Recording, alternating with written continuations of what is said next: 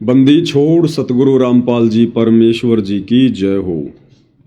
परम पिता परमात्मा सारी सृष्टि के रचनहार कुल मालिक असंख्य ब्रह्मांडों के स्वामी जगत गुरु तीनों लोकों में प्रवेश करके सबका धारण पोषण करने वाले राजाधिराज आत्माधार नाथों के नाथ देवों के देव महादेव सर्वेश्वर महेश्वर मृत्युंजय अजरो अमर आदि अनादि सनातनी प्रभु जगत पिता जगदीश्वर श्री श्री 1008 की उपाधि के वास्तविक अधिकारी अकाल मूर्त शब्द स्वरूपी राम वासुदेव सर्वगतम ब्रह्म परम पूज्य प्रथम पूज्य परम संत परम पुरुष परम धनी परम दयालु सत्य कबीर हक्का कबीर अल्लाहु अकबर बाखबर अल्लाह ताला जगत के तारणहार जगत के मुक्तिदाता जगत के जगन्नाथ हारे के सहारे हिंदुओं के राम मुसलमानों के अल्लाह सिखों के वाहिगुरु ईसाइयों के मसीह दया के सागर दयानिधि करुणा के सागर करुणानिधि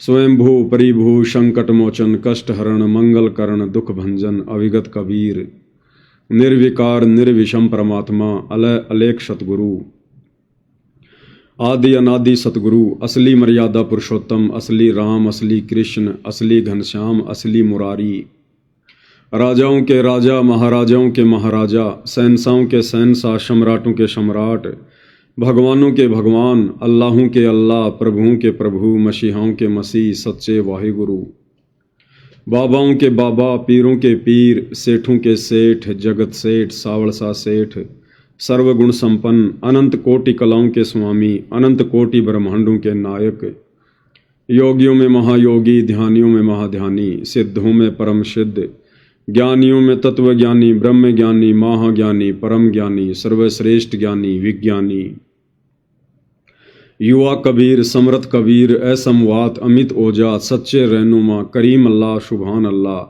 दुनिया के अंतिम पैगंबर 8 सितंबर 1951 से गांव धनाना जिला सोनीपत हरियाणा भारतवर्ष की पावन भूमि पे प्रकट रियल कल की भगवान श्री नारायण साकार हरि श्री बाबा साहेब नूर अनंत परमात्मा सच्चे दरवेश सच्चे बाखबर संत श्रोमणी सतगुरु रामपाल जी परमेश्वर जी के चरण कमल में साध संगति से जुड़े हुए देश विदेश से आप और हम सभी सत्सेवक भाई बहनों का अनंत कोटि दंडवत प्रणाम। सत्साई भाई और बहनों, बहुत बड़ी मेहर बहुत बड़ी दया पूज्य गुरुदेव भगवान की परमेश्वर रामपाल जी की जिनके शुभ आशीर्वाद से विशेष आशीर्वाद से आप और हम सभी साध संगति से जुड़ी हुई सत्सेवक आत्माएं अपनी आत्मा के कल्याण हेतु मोक्ष प्राप्ति के लिए हर प्रकार से मर्यादाओं में रहते हुए संघर्ष करते हुए भक्ति मार्ग पर अग्रसर हैं। और ये सब कुछ भाई और बहनों पूज्य गुरुदेव भगवान की असीम वीआईपी रजा के बिना संभव वर्तमान कलयुग में हो ही नहीं सकता। तो हम सभी सत्सेवक भाई बहन निसंशय निसंदेह ये कह सकते हैं कि वर्तमान में इस अखिल सृष्टि में अखिल ब्रह्मांड में अगर पूर्ण ब्रह्म परमेश्वर सारी कायनात के रचयिता कबीर देव सतगुरु रामपाल जी की अगर किन्हीं आत्माओं पर अखंड रजा है असीम रजा है तो वे आत्माएं केवल सत्सेवक भाई बहन है सत्सेवक भाई बहन। और इस रजा को आप और हमने इसी प्रकार से मर्यादित भक्ति करते हुए गुरु को परमेश्वर मानकर ज्ञान को आधार बनाकर उनकी महिमा करते हुए अंतिम श्वास तक बनाकर रखनी है। क्योंकि भाई और बहनों ये हमारा असली धन है। परमेश्वर रामपाल जी हम भाई बहनों का असली धन है असली धन। कबीरा सब जग निर्धना धनवंता ना कोई धनवंता सो ही जानिए जिसके पास राम नाम धन होय। तो नाम ही है परमात्मा और कुछ नहीं है, शब्द ही है। 5 तत्वों में नहीं है परमेश्वर, 5 तत्व तो इनके गुलाम हैं इनके खवाश हैं। ये परमेश्वर नूरी है शौद स्वरूपी है अकाल मूरत है घट घट में बसने वाला है कण कण में रमने वाला है। हम नीचों को इस काल के लोक से निकालने के लिए जब जब ये परमेश्वर कबीर देव, परमेश्वर रामपाल जी धरती पर प्रकट होते हैं तो इन्होंने एक चोला धारण करना पड़ता है। अपने तेज पुंज वाले शरीर से एक अन्य रूप धारण करना पड़ता है। और हम दो कोडी के प्राणी, काल की जेल में बंद प्राणी, हमारी बुद्धि हर तरफ से बंद होती है, चौपट होती है, काल ने खोखला कर रखा होता है। हमें ना भगवान की परिभाषा का पता होता है, ना भक्ति की परिभाषा का पता होता है। और हम अपनी अज्ञान सोच से उस तेज पुंज वाले नूरी शरीर में प्रकट परमेश्वर को अपने जैसा एक मानुष मान लेते हैं, एक व्यक्ति मान लेते हैं। और जब तक हमारे अंतःकरण में ये बात समाई रहेगी कि मेरे गुरुदेव मेरे जैसे एक जीव हैं, जैसे मैंने जन्म लिया ऐसे ही मेरे गुरुदेव ने भी जन्म लिया है, उनके माता पिता हैं, उनका भी शरीर 5 तत्व का है, जब तक हमारी ऐसी घटिया सोच बनी रहेगी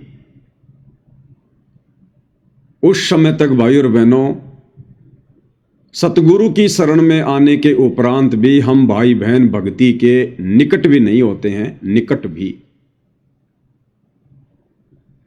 इसलिए हमने ज्ञान को आधार बनाकर इन सभी पॉइंटों पर गहनता से विचार करना चाहिए। और हमने अतिशीघ्र अपने गुरुदेव को परमेश्वर के रूप में पहचान कर उनकी यथार्थ शास्त्र अनुकूल भक्ति विधि शुरू कर देनी चाहिए। और ये असीम रजा वर्तमान में सत्सेवक भाई बहनों के ऊपर बनी हुई है। तो भाई और बहनों, शॉर्ट वीडियो के ऊपर वीडियो बनाने की श्रृंखला जारी है। गुरुदेव भगवान के आशीर्वाद से, उनकी विशेष रजा से हम भाई बहन निरंतर अध्यात्म को समझते हुए भक्ति मार्ग पर आगे बढ़ रहे हैं। और सत्संग पूज्य गुरुदेव भगवान ने दिन रात एक करके, इतनी मेहनत करके, इतना संघर्ष करके सिर्फ और सिर्फ इसीलिए किए हैं कि सत्संग भक्ति की नींव है, फाउंडेशन है। अगर भगत ने सत्संग अच्छे से नहीं सुने, नहीं समझे, और समझने के बाद यदि सत्संगों पर अमल नहीं किया,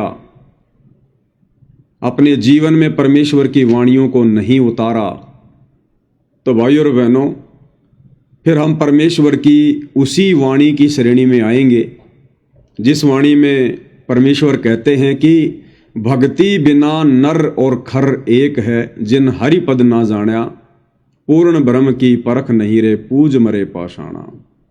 फिर हमारे में और गधे में कोई अंतर नहीं होगा। इसलिए परमेश्वर ने हमें जो ये अनमोल मनुष्य शरीर दिया है, 84 लाख योनियों से भिन्न, उस नारायण ने अपने जैसा हमें रूप दिया, शरीर दिया, नर रूप, और हमें विशेष बुद्धि प्रदान की है, सोचने समझने की क्षमता, चिंतन मनन करने की क्षमता, तर्क वितर्क करने की क्षमता, निष्कर्ष निकालने की क्षमता। तो हम इस मनुष्य शरीर में भरपूर फायदा उठाएं।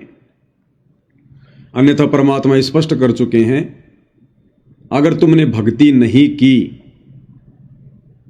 और मर्यादाओं में रहकर नहीं की, तो अंत में तुम्हारा भी ये मनुष्य शरीर 84 लाख योनियों में जितने भी जीव जंतु प्राणी हैं उनके जैसा ही होगा, यदि तुमने इस मनुष्य शरीर को प्राप्त करके और परमेश्वर की प्राप्ति नहीं की तो। भाई और बहनों, शॉर्ट वीडियो के माध्यम से हम आगे बढ़ते हैं। क्या हुआ?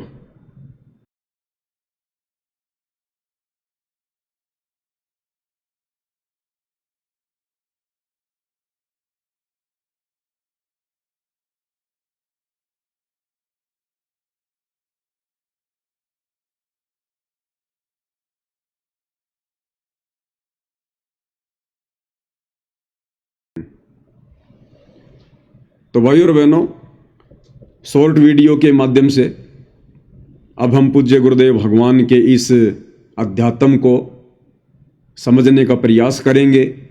वो तमाम जानकारियां प्राप्त करेंगे जिन जानकारियों के अभाव में हम लोग मर्यादा तुड़वा बैठते हैं, जिन जानकारियों के अभाव में हमारे ऊपर काल का दाव लग जाता है, जिन जानकारियों के अभाव में हर बार इस परमेश्वर की प्राप्ति होने के उपरांत भी हम ये मौका चूक जाते हैं मोक्ष वाला। तो गुरुदेव भगवान चाहते हैं कि हम आत्माएं ज्ञान को आधार बनाकर इतनी दृढ़ हो जाएं कि हम खुद तो काल के जाल से बचकर अपनी भक्ति सफल करें, अपने संपर्क में आने वाले अन्य भगत भाई बहनों को भी हम गुरुदेव के ज्ञान आधार से दृढ़ता प्रदान करें, उनके विश्वास को दृढ़ता दें। तो जो सबसे पहला वीडियो है, इस वीडियो में पूज्य गुरुदेव भगवान अपनी तमाम संगत को, अपनी प्यारी आत्माओं को दिशा निर्देश दे रहे हैं कि सतगुरु से उपदेश प्राप्त करने के बाद एक भगत की रहनी करनी कैसी होनी चाहिए, भगत का जीवन कैसा होना चाहिए, उसका उठना बैठना बोलना चलना पहनना खाना पीना कैसा होना चाहिए। और गुरुदेव भगवान ने सत्संग में कहा है कि बच्चों, जो सत्संग किए जा रहे हैं इन सत्संगों में प्रथम कक्षा से लेकर पीएचडी तक का ज्ञान है। और जैसे जैसे जिस आत्मा की बुद्धि सत्संग सुनकर विकसित होती चली जाएगी, वो आत्मा उतना ही अनमोल खजाना इन सत्संगों में से निकालती चली जाएगी। तो परमेश्वर इस सत्संग में जो दिशा निर्देश दे रहे हैं वो दोनों ही प्रकार की आत्माओं के लिए दे रहे हैं। एक वो आत्मा जो अभी नई भक्ति मार्ग से जुड़ी है, 2, 4, 5, 6 महीने हुए हैं, और दूसरी वो आत्मा जिसको काफी लंबा समय हो गया सतगुरु के भक्ति मार्ग पर। तो परमेश्वर विशेष तौर पर माता बहनों के लिए आदेश दे रहे हैं हार श्रृंगार के विषय में। और गुरुदेव भगवान कह रहे हैं कि नाम दीक्षा लेने के बाद में माथे पर टिक्की लगाना, मांग में सिंदूर भरना, परमेश्वर ने बताया अब इन आडंबरों की कोई आवश्यकता नहीं रह जाती, क्योंकि आज से पहले हमें ज्ञान नहीं था, हमें यथार्थ भक्ति प्राप्त नहीं थी, और हम सामाजिक परंपराओं में फंसे हुए थे। कोई हमें बताने वाला था ही नहीं कि सही क्या है गलत क्या है, ये क्यों करते हैं क्यों नहीं करते हैं, इनका क्या रीजन है। और हम लोग एक परंपरा के तहत इस वजन को गधे की तरह ढोते चले आ रहे थे। अब परमेश्वर ने अपना यथार्थ तत्व ज्ञान देकर हमारे वजन को हल्का किया है। तो गुरुदेव भगवान माता बहनों को आदेश दे रहे हैं कि उपदेश प्राप्त करने के बाद में ये टिक्की लगाना, सिंदूर भरना, इन चीजों की कोई आवश्यकता नहीं है। सिंदूर भरने से सामाजिक परंपरा के अनुसार जो पाखंड हमारे नकली धर्म गुरुओं ने समाज में फैला रखा है कि मांग में सिंदूर भरने से औरत का सुहाग अमर होता है, लेकिन परमेश्वर ने इस बात का खंडन किया कि सुहाग तो अमर उस समय रहेगा जब आप यथार्थ शास्त्र अनुकूल भक्ति करोगे। उसके बाद औरत से पहले उसके पति की मृत्यु नहीं होगी। ये परमेश्वर ने विधान बताया। सतयुग में ऐसा ही होता था, क्योंकि सतयुग में सभी यथार्थ भक्ति करते थे, वेदों के अनुसार भक्ति करते थे, एक ओम नाम की साधना करते थे और वेदों के अनुसार धर्म कर्म किया करते थे। तो वेदों के अनुसार भक्ति करने के चलते सतयुग में औरत कभी भी विधवा नहीं होती थी। यानी कि स्त्री से पहले कभी भी उसके पति की मृत्यु नहीं हुआ करती थी। और उस समय ना वो स्त्रियां अपनी मांग में सिंदूर भरा करती थी, ना कोई टिक्की लगाया करती थी। और जैसे जैसे भक्ति का स्तर नीचे गिरता गया, आज आम समाज में 90% माता बहनें अपनी मांग में सिंदूर भी भरती हैं, माथे पर टिक्की भी लगाती हैं, करवा चौथ का व्रत भी करती हैं कि मेरे पति की लंबी आयु हो। लेकिन उसके बावजूद भी वही होता है जो उनके भाग्य में लिखा होता है। अगर उसके पति की अकाल मृत्यु लिखी है तो उसके माथे पर टिक्की लगाने से, मांग में सिंदूर भरने से या करवा चौथ के व्रत को करने से उसके पति की रक्षा नहीं हो सकती। ये केवल एक झूठी परंपरा है, एक गलत धारणा है। तो सतयुग में जो वेदों के अनुसार साधना करते थे, तो उस समय ऐसी कोई भी आपत्ति उस परिवार पे नहीं आती थी। तो गुरुदेव भगवान कह रहे हैं कि आप चाहो तो टिक्की या सिंदूर में से कोई एक चीज लगा सकती हो, क्योंकि यह केवल इस बात की निशानी है कि आप शादीशुदा हो, बस।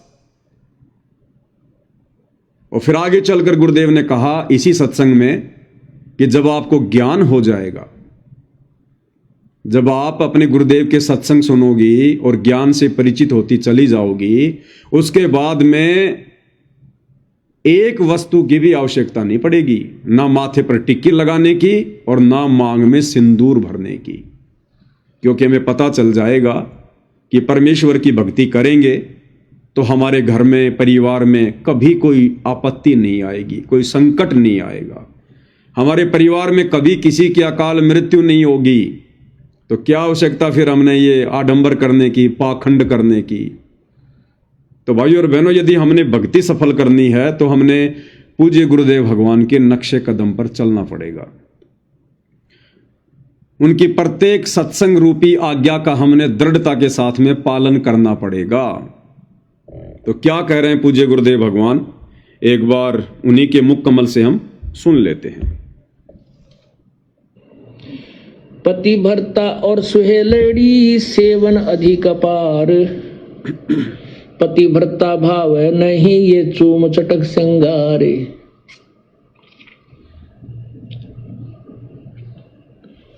पुण्यात्माओं,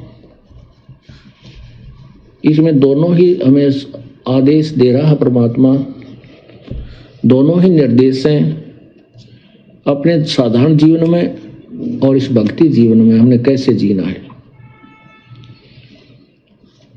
पतिव्रता और स्वेलड़ी सेवन अधिक अपार, वो अधिक से अधिक जो पुण्यात्मा है, पतिव्रता यानी एक इष्ट पर आश्रित पुण्यात्माएं हैं, वो अधिक से अधिक सेवन यानी पूजा करती हैं। और वो पतिव्रता भावनी चोम चटक श्रृंगार, पतिव्रता को किसी भी प्रकार के बाह्य आडंबर करने की आवश्यकता नहीं। कहते हैं इन श्रृंगारों की परमात्मा को कति आवश्यकता नहीं, वो अंदर से जानता है ये कितना भगत है और उसमें उतना ही प्रेम होता है प्रभु का।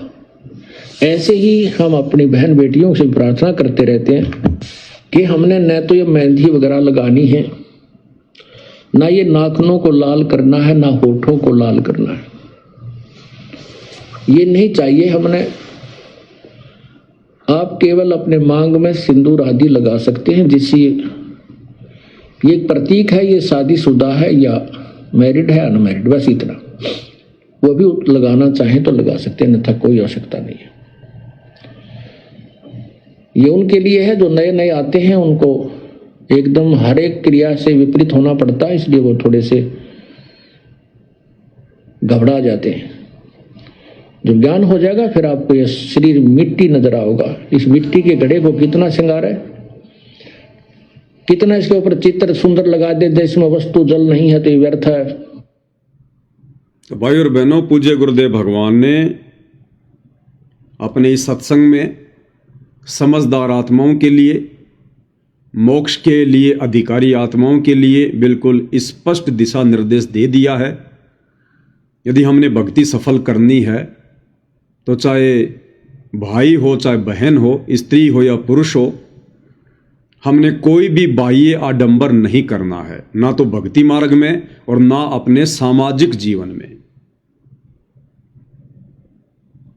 हमने किसी भी प्रकार का कोई गहना, कोई सोना, कोई चांदी, कोई आर्टिफिशियल गहना, अंगूठी वगैरह, चैन वगैरह, पाजेब वगैरह, नाक में, कान में कुछ नहीं पहनना, कुछ भी। यदि हमने गुरुदेव भगवान को प्रसन्न करना है तो। और ना किसी भगत भाई ने कोई सोने की चैन, ना कोई ब्रासलेट, ना कोई अंगूठी, कुछ नहीं पहननी हमने।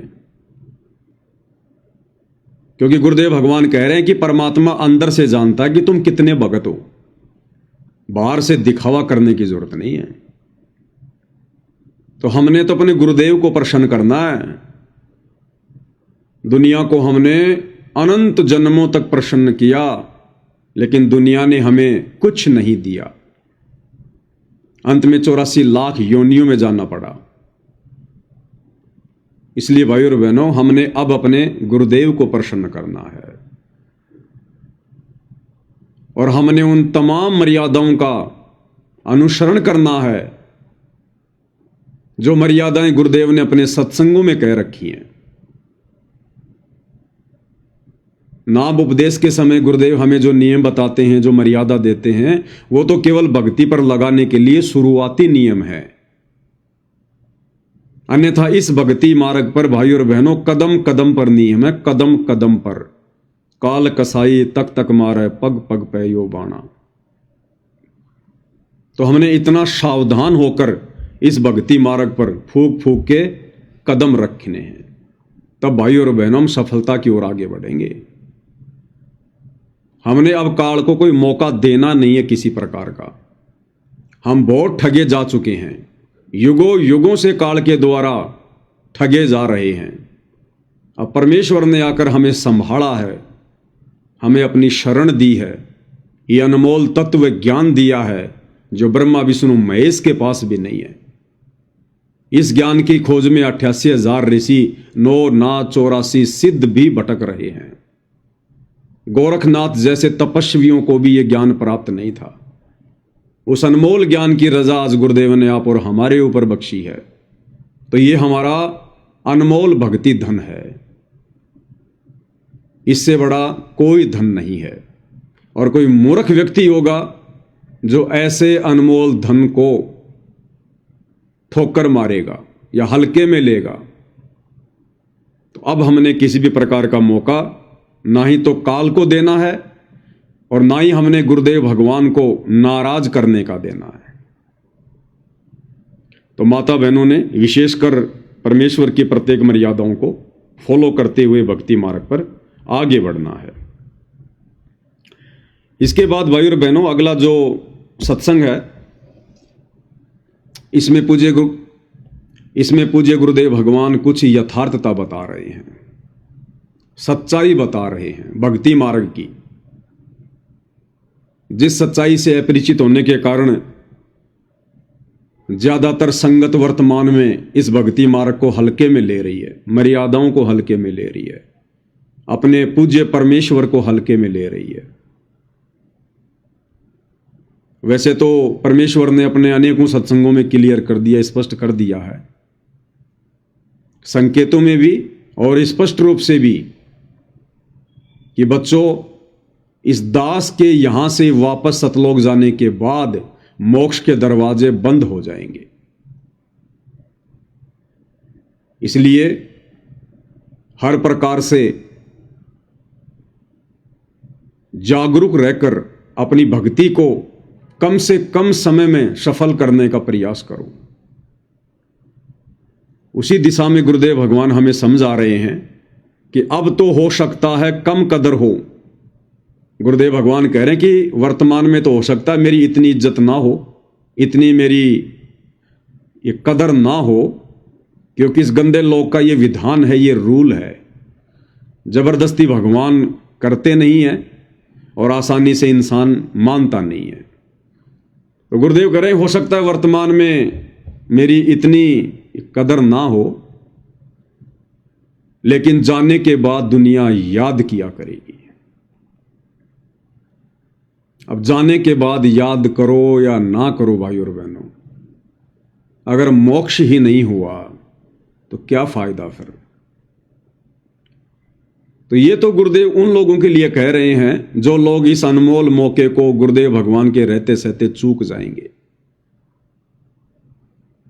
बाद में इन्हीं सत्संगों को सुन सुन के वो रोया करेंगे, पछताया करेंगे कि ये बातें हम लोगों को उस समय समझ में क्यों नहीं आई। और वर्तमान में जिन जिन आत्माओं को गुरुदेव ने अपनी शरण दे दी है, उन आत्माओं को गुरुदेव समय रहते संकेत कर रहे हैं कि नादानो, ये ना सोचना कि अगर बार बार मैं सत्संगों में कह रहा हूं कि ये मार्ग हजारों साल चलेगा, हजारों साल चलेगा, तो तुम भी कहीं हल्के में ले लो कि हजारों साल में तो सैकड़ों मनुष्य जन्म हो जाएंगे, इस जन्म में नहीं तो अगले जन्म में पार हो जाएंगे, उसमें नहीं तो अगले जन्म में पार हो जाएंगे, हजारों साल मार्ग चलेगा। तो गुरुदेव इस सत्संग के माध्यम से स्पष्ट कर रहे हैं कि इस बहम में मत रहना। और गुरुदेव करेंगे जाने के बाद दुनिया याद किया करेगी, केवल यादें रह जाएंगी, केवल यादें, जैसे किसी के मरने के बाद केवल उसकी यादें शेष रह जाती हैं। तो आप और हम भगत भाई बहनों ने समय रहते संभलने की जरूरत है, समझने की जरूरत है। तो क्या कह रहे हैं गुरुदेव भगवान, उन्हीं के मुख कमल से सुनते हैं। हो सकता है कम कदर करेंगे, लेकिन जब हम यहां से चले जाओगे, जब यह दुनिया याद करा करेगी, हमारे तो उजड़े घर बस के, और आने वाली पीढ़ी भी याद करा करेंगी कि ये व्यवस्था हमारे घर में होए होए होए। तो ये इतना बहुत ही लाभदायक और उत्तम मिशन है। अगर ये ठीक ढंग से चल गया, बंदी छोड़ की कृपा रही और आप लोगों का सहयोग रहा, तो आप देखना। और क्या करें गुरुदेव भगवान कि ये इतना अच्छा मिशन है, इतना उत्तम मिशन है, अगर ये सफल हो गया, अगर ये चल गया, और यदि आप लोगों का सहयोग रहा, यानी गुरुदेव भगवान कह रहे हैं कि बच्चों मैं तो संघर्ष कर ही रहा हूं इस काललोक के हिसाब से, लेकिन तुम लोगों ने भी मेरा पूरा सहयोग देना पड़ेगा, तुम लोगों ने भी संघर्ष करना पड़ेगा। मैं जैसा जैसा तुम्हें बताता जाऊं, जो जो मर्यादा तुम्हें बताऊं, तुमने तो उस मर्यादा में रहकर भक्ति करनी है, साथ में अन्य भाइयों को भी समझाना है, बताना है, दूसरों को भी मर्यादा का पाठ पढ़ाना है, भक्ति का पाठ पढ़ाना है, संघर्ष करना है, सहयोग करना है। लेकिन वर्तमान में भाई और बहनों काल प्रेरणा से क्या हो रहा है, सहयोग तो छोड़िएगा, उल्टा परमेश्वर के मिशन को उन्हीं लोगों के द्वारा, जिन लोगों से गुरुदेव ने एक उम्मीद रखी थी, जो शुरुआती समय में भक्ति पारक पर जुड़े थे, गुरुदेव के आसपास रहा करते थे, आज जिन्हें हम बड़े बड़े भगत कहते हैं, गुरुदेव के बेटा बेटी भाई बंधु रिश्तेदारों के नाम से जानते हैं, कोऑर्डिनेटरों के नाम से जानते हैं, उन लोगों से गुरुदेव ने एक उम्मीद बांधी थी कि ये मेरे बच्चे यदि इस मिशन को अच्छे से समझ गए, इस मार्ग को समझ गए, तो ये मेरा सहयोग देंगे इस मिशन को सफल बनाने में। लेकिन आज हम क्या देख रहे हैं भाई और बहनों, काल प्रेरणा से सबसे ज्यादा रोड़ा परमेश्वर के मिशन में, उनके मार्ग में आज वही भगत भाई बहन उत्पन्न कर रहे हैं जिनसे गुरुदेव ने कभी एक उम्मीद बांधी थी। गुरुदेव के बेटा बेटी भाई बंधु रिश्तेदार, ये कोऑर्डिनेटर, पुराने भगत, आज इन लोगों ने 2014 बरवाला कांड के बाद ये साबित कर दिया कि गुरुदेव ना तो हम आपको समझ पाए, ना हम आपके ज्ञान को समझ पाए, फिर भला हम आपके मिशन को कहां समझ सकते थे। और इस मिशन को नरक में ले जाने की तैयारी दिन रात कर रहे हैं। गुरुदेव के द्वारा बताई गई ऐसी कोई भी मर्यादा या नियम नहीं है जिसको इन लोगों ने 2014 बरवाला कांड के बाद संगत से नहीं तुड़वाया हो। गुरुदेव ने सतनाम के नियमों में स्पष्ट रूप से मना कर रखा कि बच्चों, हमने कोई भी गेम नहीं खेलना है। अब नहीं खेलना है तो नहीं खेलना है, और ना अपने बच्चों को खेलने देना है। स्कूल में, कॉलेज में बच्चों को खेल कूद प्रतियोगिता में हिस्सा नहीं दिलवाना है। क्यों मना करते हैं गुरुदेव? क्योंकि इससे हमारी श्वासें अधिक से अधिक बर्बाद होती हैं। कोई भी गेम है, स्पोर्ट्स है, उसमें मेहनत करनी पड़ती है। या तो दौड़ करनी पड़ेगी, या बहुत ज्यादा उठना बैठना दौड़ना पड़ेगा।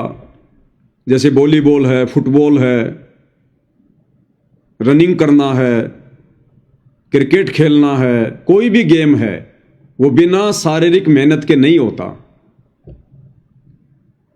और ये जो मनुष्य शरीर है, गुरुदेव ने बताया कि बच्चों, ये श्वासों से चलता है। श्वास हमारी बैटरी है, और बैटरी की एक लिमिट होती है, एक क्षमता होती है। हमारे को काउंट करके परमेश्वर ने श्वासें दी हैं, और ये श्वासें केवल भक्ति करने के लिए, सतनाम का सुमरण करने के लिए। और यदि हम व्यर्थ की मेहनत करेंगे खेल कूद के माध्यम से, स्पोर्ट्स के माध्यम से, बॉडी बनाने के चक्कर में, शरीर बनाने के चक्कर में, गेम्स वगैरह खेलकर अपने और अपने बाप दादाओं का नाम रोशन करने के चक्कर में, या चंद पैसों के लालच में कि मैं जीत जाऊंगा राज्य स्तर पर, नेशनल स्तर पर, तो मेरे को ढेर सारा इनाम मिलेगा, पैसा मिलेगा, इज्जत मिलेगी, तो इस चक्कर में ना जाने हम अपनी कितनी श्वासें व्यर्थ में गवा देंगे। और फिर गुरुदेव भगवान इससे नाराज होते हैं कि नादान, जब तुझे इन श्वासों की कीमत का पता है, फिर तूने ये अनमोल धन, अनमोल रतन तूने क्यों व्यर्थ में बर्बाद किया? चंद सांसारिक झूठी संपत्ति के लिए? अगर तू राज्य स्तर पर जीत गया, नेशनल स्तर पर जीत गया, चलो तू ओलंपिक में मेडल ले आया सोने का, तुझे क्या मिलेगा? ज्यादा से ज्यादा 10 दिन देश में तेरी वाहवाही होगी, ज्यादा से ज्यादा 10 दिन। 1 महीने बाद तो कोई तेरा नाम भी नहीं जानेगा। सरकार तुझे 10-20 लाख रुपए दे देगी, 1 करोड़ रुपए दे देगी, 1-2 तुझे गाड़ियां दे देगी, 1 तुझे कोई मकान दे देगी। इससे ज्यादा तो कुछ नहीं मिलना। और नादान, तूने अपना धन कितना बर्बाद कर दिया? इस झूठे सांसारिक धन के चक्कर में तूने अपना ओरिजिनल धन कितना बर्बाद कर दिया? श्वासें। एक एक श्वास की गुरुदेव कीमत समझाते हैं कि कहता हूं कहीं जात हूं, कहूं बजाकर डोल, और श्वास जो खाली जात है, ये 3 लोक का मोल।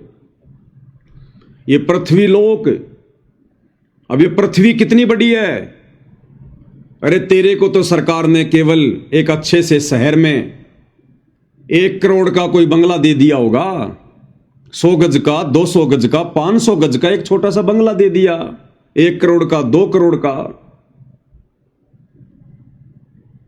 और तेरी एक श्वास की कीमत कितनी है? ये पूरी पृथ्वी, पूरी पृथ्वी, ये पृथ्वी लोक, फिर इसके नीचे पाताल लोक, ऊपर स्वर्ग लोक, और अकेले स्वर्ग लोक में 5 करोड़ पृथ्वियां हैं, इससे भी बड़ी बड़ी। तो गुरुदेव भगवान कह रहे हैं कि नादान आत्मा, तेरी एक श्वास की कीमत के बराबर भी नहीं है ये तीनों लोक। कहता हूं कहीं जात हूं, कहूं बजाकर ढोल, और श्वास जो खाली जात है 3 लोक के मोल।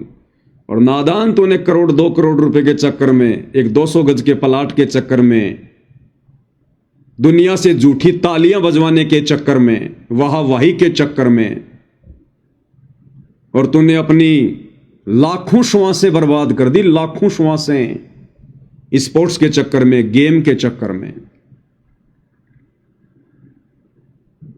इसलिए परमेश्वर मना करते हैं कि अभी तुम्हें कीमत का पता नहीं है, तुम तो झूठे सुख को सुख मान रहे हो। झूठे सुख को सुख कहें ये मान रहा मनमोद, और शकल चबीना काल का, कुछ मुख में कुछ गोद। तो सत्संग करने का गुरुदेव का मकसद यही है कि हम समझें कीमत को, हमारा असली धन क्या है, सबसे कीमती धन क्या है। इसलिए गुरुदेव भगवान हमें कहते हैं कि बच्चों तुमने कोई गेम नहीं खेलना, सहयोग भी नहीं करना, क्योंकि जिस कार्य को ना करने के लिए गुरुदेव भगवान ने हमें प्रतिबंध कर दिया, मना कर दिया, तो उस कार्य में हम किसी का सहयोग भी नहीं कर सकते, क्योंकि वो गलत है। यदि हम करेंगे तो भी हम उतने दोषी हैं, और यदि दूसरा कोई कर रहा है और यदि हम सहयोग दे रहे हैं तो भी हम उतने ही दोषी हैं। हुक्का पीने वाला भी उतना दोषी है, और किसी को हुक्का भरकर देने वाला भी उतना ही दोषी है। बालों में डाई लगाना, कलर करना उतना ही दोष है। यदि हम किसी के बालों में डाई लगा रहे हैं, कलर कर रहे हैं, तो भी हम दोषी हैं परमात्मा के। बहुत सारे भाई जो बार्बर का काम करते हैं, नाई का काम करते हैं, दाढ़ी कटिंग बनाने का काम करते हैं, उनकी बहुत सारी शंकाएं आया करती थी कि भगत जी हम क्या करें।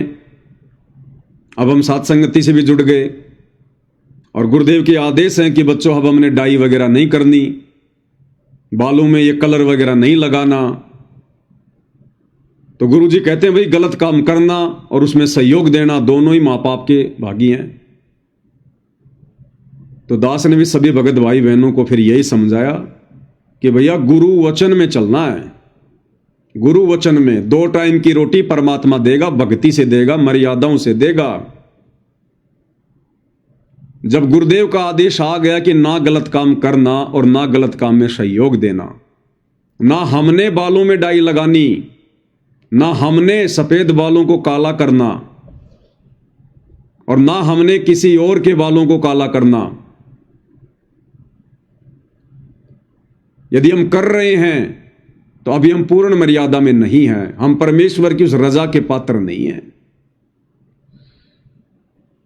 हमने प्रत्येक बातों पर विचार करना पड़ेगा। प्रत्येक बातों पर धंधा भी भगत ने बहुत सोच समझ के करना होता है, बहुत सोच समझ के। गुरुदेव ने कह दिया बच्चों आपने जींस नहीं पहननी। कौन सी जींस? जो टाइट जींस है। अगर ढीला ढाला जींस है उसको गुरुदेव ने मना नहीं किया। जो टाइट जींस होती है गुरुदेव ने बताया कि ये भक्तों ने, ना बहन ने, ना भाई ने नहीं पहननी। एक तो देखने में वो बेकार लगे, उनके अंग वगैरह बिल्कुल चिपके चिपके लगे। दूसरा उनको बैठने में दिक्कत होती है, 5 मिनट में उनकी नसें जाम हो जाती हैं। सत्संग क्या खाक सुनेंगे वो, सेवा क्या खाक करेंगे वो। इसलिए गुरुदेव ने बताया कि भक्तों ने ढीले ढाले कपड़े पहनने चाहिए, जींस नहीं पहननी चाहिए। तो भक्तों ने जींस का व्यापार भी नहीं करना चाहिए, जींस का धंधा भी नहीं करना चाहिए। भक्तों ने जिस कार्य के लिए गुरुदेव ने हमें मना कर दिया कि आपने ये नहीं करना, तो हमने उस कार्य को फिर बढ़ावा भी नहीं देना। गुरुदेव ने मना कर दिया कि हमने नशा नहीं करना, बीड़ी नहीं पीनी, तो हमने अपनी दुकान पर बीड़ी नहीं रखनी, सिगरेट नहीं रखनी, जर्दा तमाकू की पुड़िया नहीं रखनी। हमने सहयोग भी नहीं देना उस नियम में। तो जितने भी सत्सेवक भाई बहन हैं जो दृढ़ हैं, कुछ तो दास की नजरों में हैं, तो वो आत्माएं भाई और बहनों काफी लंबे समय से अपनी दुकान पर किसी के बालों में डाई नहीं करती हैं। स्पष्ट मना कर दिया उन्होंने कि हम केवल सिंपल दाढ़ी और ये कटिंग करेंगे, सिर्फ दाढ़ी कटिंग। इसके अलावा हम कुछ नहीं करेंगे। ना कोई कलर लगाएंगे, ना कोई डाई लगाएंगे, ना किसी दूल्हे का कोई मेकअप करेंगे। हम सिर्फ सिंपल दाढ़ी और कटिंग करेंगे। तो उन्होंने बताया कि भगत जी शुरुआत में तो थोड़ी सी दिक्कत आई हमें, लेकिन उसके बाद परमात्मा ने फिर दया बख्श दी और उससे भी बढ़ चढ़कर हमारे पास में कस्टमर आते हैं, उससे भी बढ़ चढ़कर। तो ये थोड़ा सा हमने भाई और बहनों हिम्मत करनी पड़ेगी, थोड़ा धैर्य धारण करना पड़ेगा, गुरुदेव भगवान पर विश्वास रखना पड़ेगा। जब सारी सृष्टि को गुरुदेव भगवान खिला रहा है तो भक्ति करने वाली आत्माओं के लिए परमात्मा क्या कमी रखेगा। लेकिन परमेश्वर हमारी परीक्षा भी लेगा, हमारे धैर्य की, हमारे विश्वास की। तो भाई और बहनों, गुरुदेव ने मना कर दिया कि हमने गेम नहीं खेलना, स्पोर्ट्स में कोई सहयोग नहीं देना। परमेश्वर ने हमारे से एक उम्मीद लगाई कि मेरे बच्चे मेरा सहयोग करेंगे, लेकिन वही बच्चे गुरुदेव के जेल जाने के बाद सतनाम के नियमों में लिखी हुई इन मर्यादाओं को तार तार करते हुए, अपने पैरों तले रौंदते हुए और धनाना आश्रम के पास में धनाना गांव में लगभग 50 लाख रुपए से ऊपर की लागत से और एक बैडमिंटन का स्टेडियम बनवा दिया। गुरुदेव के परिवार ने बैडमिंटन खेलने का स्टेडियम बनवा दिया। तो ये गुरुदेव भगवान की मर्यादाओं को तार तार किया गया है। हरियाणा के जाट आरक्षण में भगत भाई बहनों को बैठा दिया गया। बोले नादान भक्तों की मर्यादाएं तुड़वा दी गई, उनकी अनमोल श्वासें बर्बाद करवाई गई। कैसे तो उन्होंने उस भीड़ में बैठकर रमेणी की होगी, आरती की होगी, मंत्र किए होंगे। कोई हुक्का पी रहा है, कोई बीड़ी पी रहा है, कोई गंदी संदी गालियां निकाल के बातें कर रहा है। हरियाणा में तो गाड़ियां हेल्पिंग वर्ब हैं, बिना गाड़ी के तो सेंटेंस ही पूरा नहीं होता। तो भगत भाई बहनों को वहां बैठाया गया अनुपदेशियों के बीच में, गुरुदेव की मर्यादाओं को तार तार किया गया। गुरुदेव ने मना कर दिया, बच्चों हमने आन उपासना में कोई सहयोग नहीं देना। आन उपासना यदि हमने करनी नहीं है तो हमने सहयोग भी नहीं देना। सहयोग देने वाला भी पाप का भागी है। तो जिस समय अयोध्या में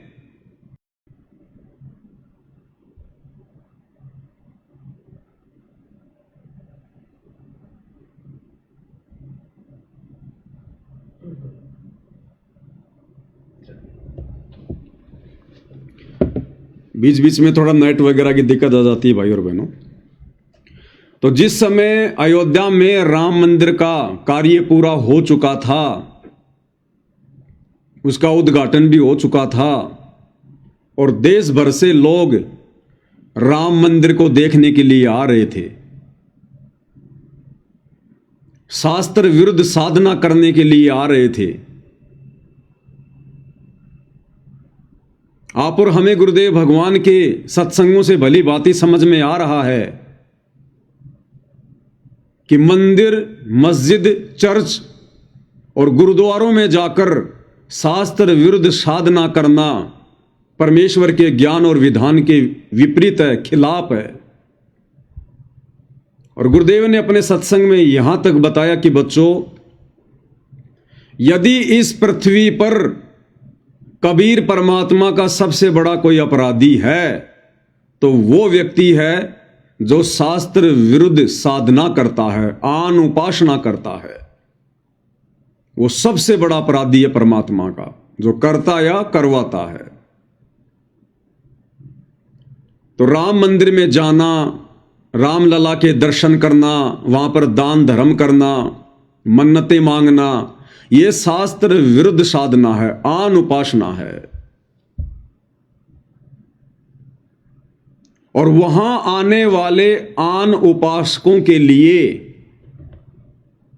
सतलोक आश्रम मैनेजमेंट हरियाणा ने, गुरुदेव के दोनों लड़कों ने अयोध्या में जाकर भंडारा लगा दिया। 1 महीने का अखंड भंडारा लगा दिया अयोध्या में।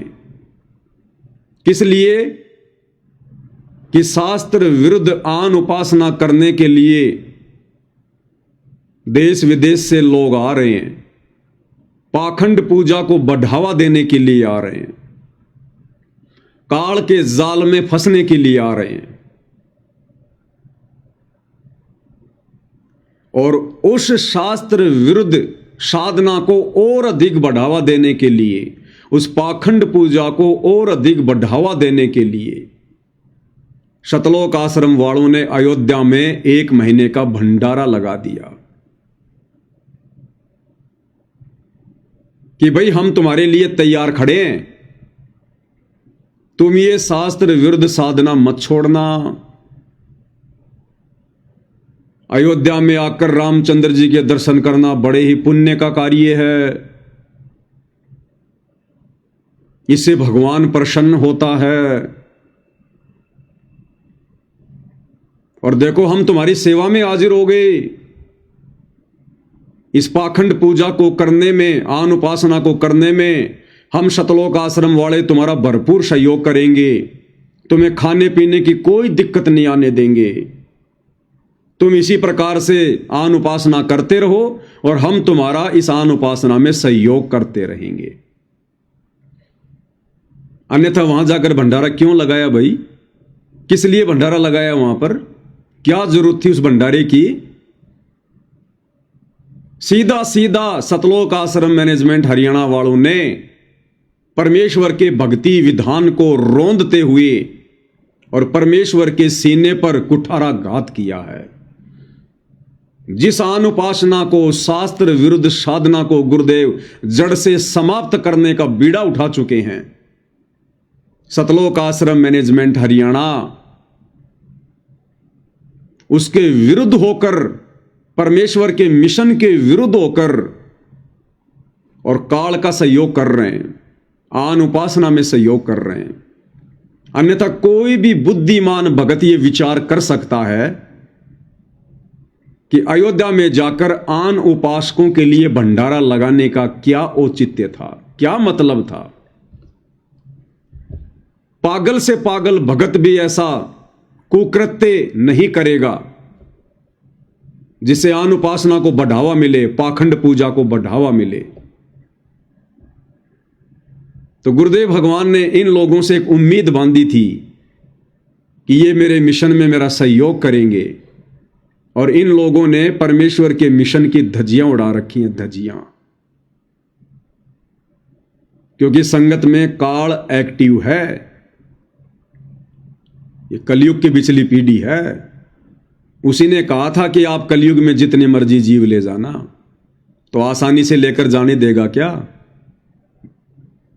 थोड़ी बहुत आत्माएं परमेश्वर की शरण में आई थी, और 2014 के बाद उन आत्माओं को भक्ति से खाली करवाया जा रहा है, उनकी मर्यादाएं तुड़वाई जा रही है। उसके बाद राजस्थान के गैंगस्टर आनंदपाल सिंह की सीबीआई जांच का समर्थन करवा दिया गया। भक्तों से एक गुंडे की सीबीआई जांच का समर्थन और संत रामपाल जी के भक्तों से करवा दिया गया। 5 लाख रुपया चंदे के रूप में राजपूत करणी सेना को संत रामपाल जी के भक्तों का दान का पैसा दिया गया। सारे कुकर्म ये काल करवा रहा है। काल वो संगत में एक्टिव है, पूरी तरह से हावी है, बुद्धि ऑन नहीं होने दे रहा। नींबू की तरह संगत को निचोड़ रहा है, और अंत में रस निकाल के, यानी जो भक्ति परमेश्वर ने दी और जितनी हमने मर्यादा में रहकर की, उसको नींबू की तरह निचोड़कर बर्बाद करवा के और फिर छिलके को फेंक देगा। तो परमेश्वर के मिशन में सहयोग तो बहुत दूर की बात है भाई और बहनों। ये तो मैंने आपको 2-4 मोटे मोटे उदाहरण दिए हैं। सैकड़ों की संख्या में इन्होंने, सैकड़ों की संख्या में, जितनी गुरुदेव भगवान की मर्यादा नहीं उससे कहीं ज्यादा इन्होंने तुड़वा दी। रोहतक के पैरावर में परशुराम की जयंती। अब परशुराम जी कौन थे? विष्णु के अवतार थे। ब्राह्मण समाज के लोग परशुराम जी को भगवान मानकर और 29 मई 2025 को रोहतक के पैरावर में उनकी जयंती मनाने के लिए इकट्ठे हुए थे। पैरावर एक धाम है, जैसे छुडानी धाम है, ऐसे पैरावर धाम है, आन उपासना का केंद्र है। संगत को तो वहां पर शौपन में भी नहीं जाना चाहिए था, शौपन में भी।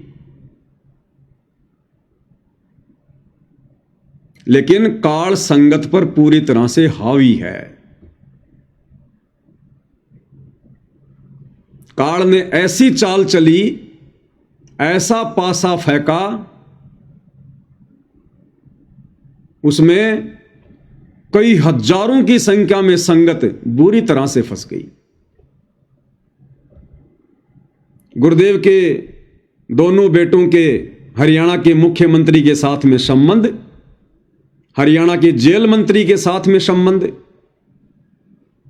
अब आश्रम चलाने हैं तो भैया राजनेताओं की गोद में तो बैठना पड़ेगा।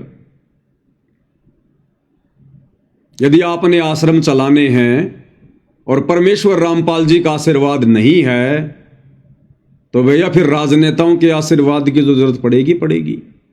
भैया तो भगवान के आशीर्वाद की या राजनेताओं के आशीर्वाद की? तो भगवान का आशीर्वाद तो है नहीं इनके ऊपर, तो फिर आश्रम चलाने के लिए राजनेताओं के आशीर्वाद की तो जरूरत पड़ेगी। नहीं तो आप एक छोटी सी पान की थड़ी भी नहीं चला सकते। आश्रम तो बहुत बड़ी चीज है। तो इन्होंने राजनेताओं का आश्रय ले लिया।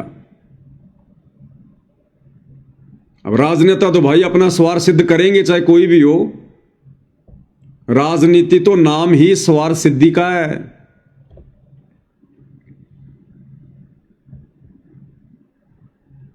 तो राजनेताओं ने कहा कि भैया भीड़ इकट्ठा करो, बाबा के भक्तों, और तो तुम हमें क्या दे सकते हो? तुम्हारे पास में क्या है? भाई राजनेताओं के पास और तो सब कुछ है, गाड़ी घोड़ा धन दौलत सब कुछ है, लेकिन राजनेताओं के पास में भीड़ नहीं होती। और भीड़ के बिना राजनेताओं को भाषण देने में आनंद नहीं आता। तो राजनेताओं ने कहा कि बाबा के लड़कों, बाबा के बच्चों, भीड़ इकट्ठा करो, भीड़। रोहतक के पैरावर में हमारी रैली है, हरियाणा के मुख्यमंत्री जी आ रहे हैं, जबरदस्त भीड़ होनी चाहिए। अब राजनेताओं का हुक्म शतलोक आश्रम वालों के लिए सराखों पर। अगर धार्मिक धंधा करना है तो, आश्रम चलाने हैं तो बेचारी भोली भाली नादान संगत को एक दिन पहले ही आश्रम में, धनाना आश्रम में यह कहकर इकट्ठा कर लिया गया कि शाम को 5 बजे से 7 बजे तक गुरुजी दर्शन देंगे और उसके बाद फिर सत्संग होगा और फिर संगत को वहीं रोक लिया गया आश्रम में। और उधर से हरियाणा सरकार ने 700 बसें रात्रि में शतलोक आश्रम धनाना में भेज दी। बेचारी नादान संगत को गुरुजी का आदेश बताकर, जिस गंदी राजनीति के हमारे गुरुदेव भगवान आसपास भी नहीं रहते, आसपास भी, और गुरुदेव का आदेश बताकर बेचारे नादान भक्तों को परशुराम की जयंती पर ले जाकर छोड़ दिया गया, उस समाधि पर ले जाकर छोड़ दिया, आन उपासना के केंद्र पर ले जाकर छोड़ दिया।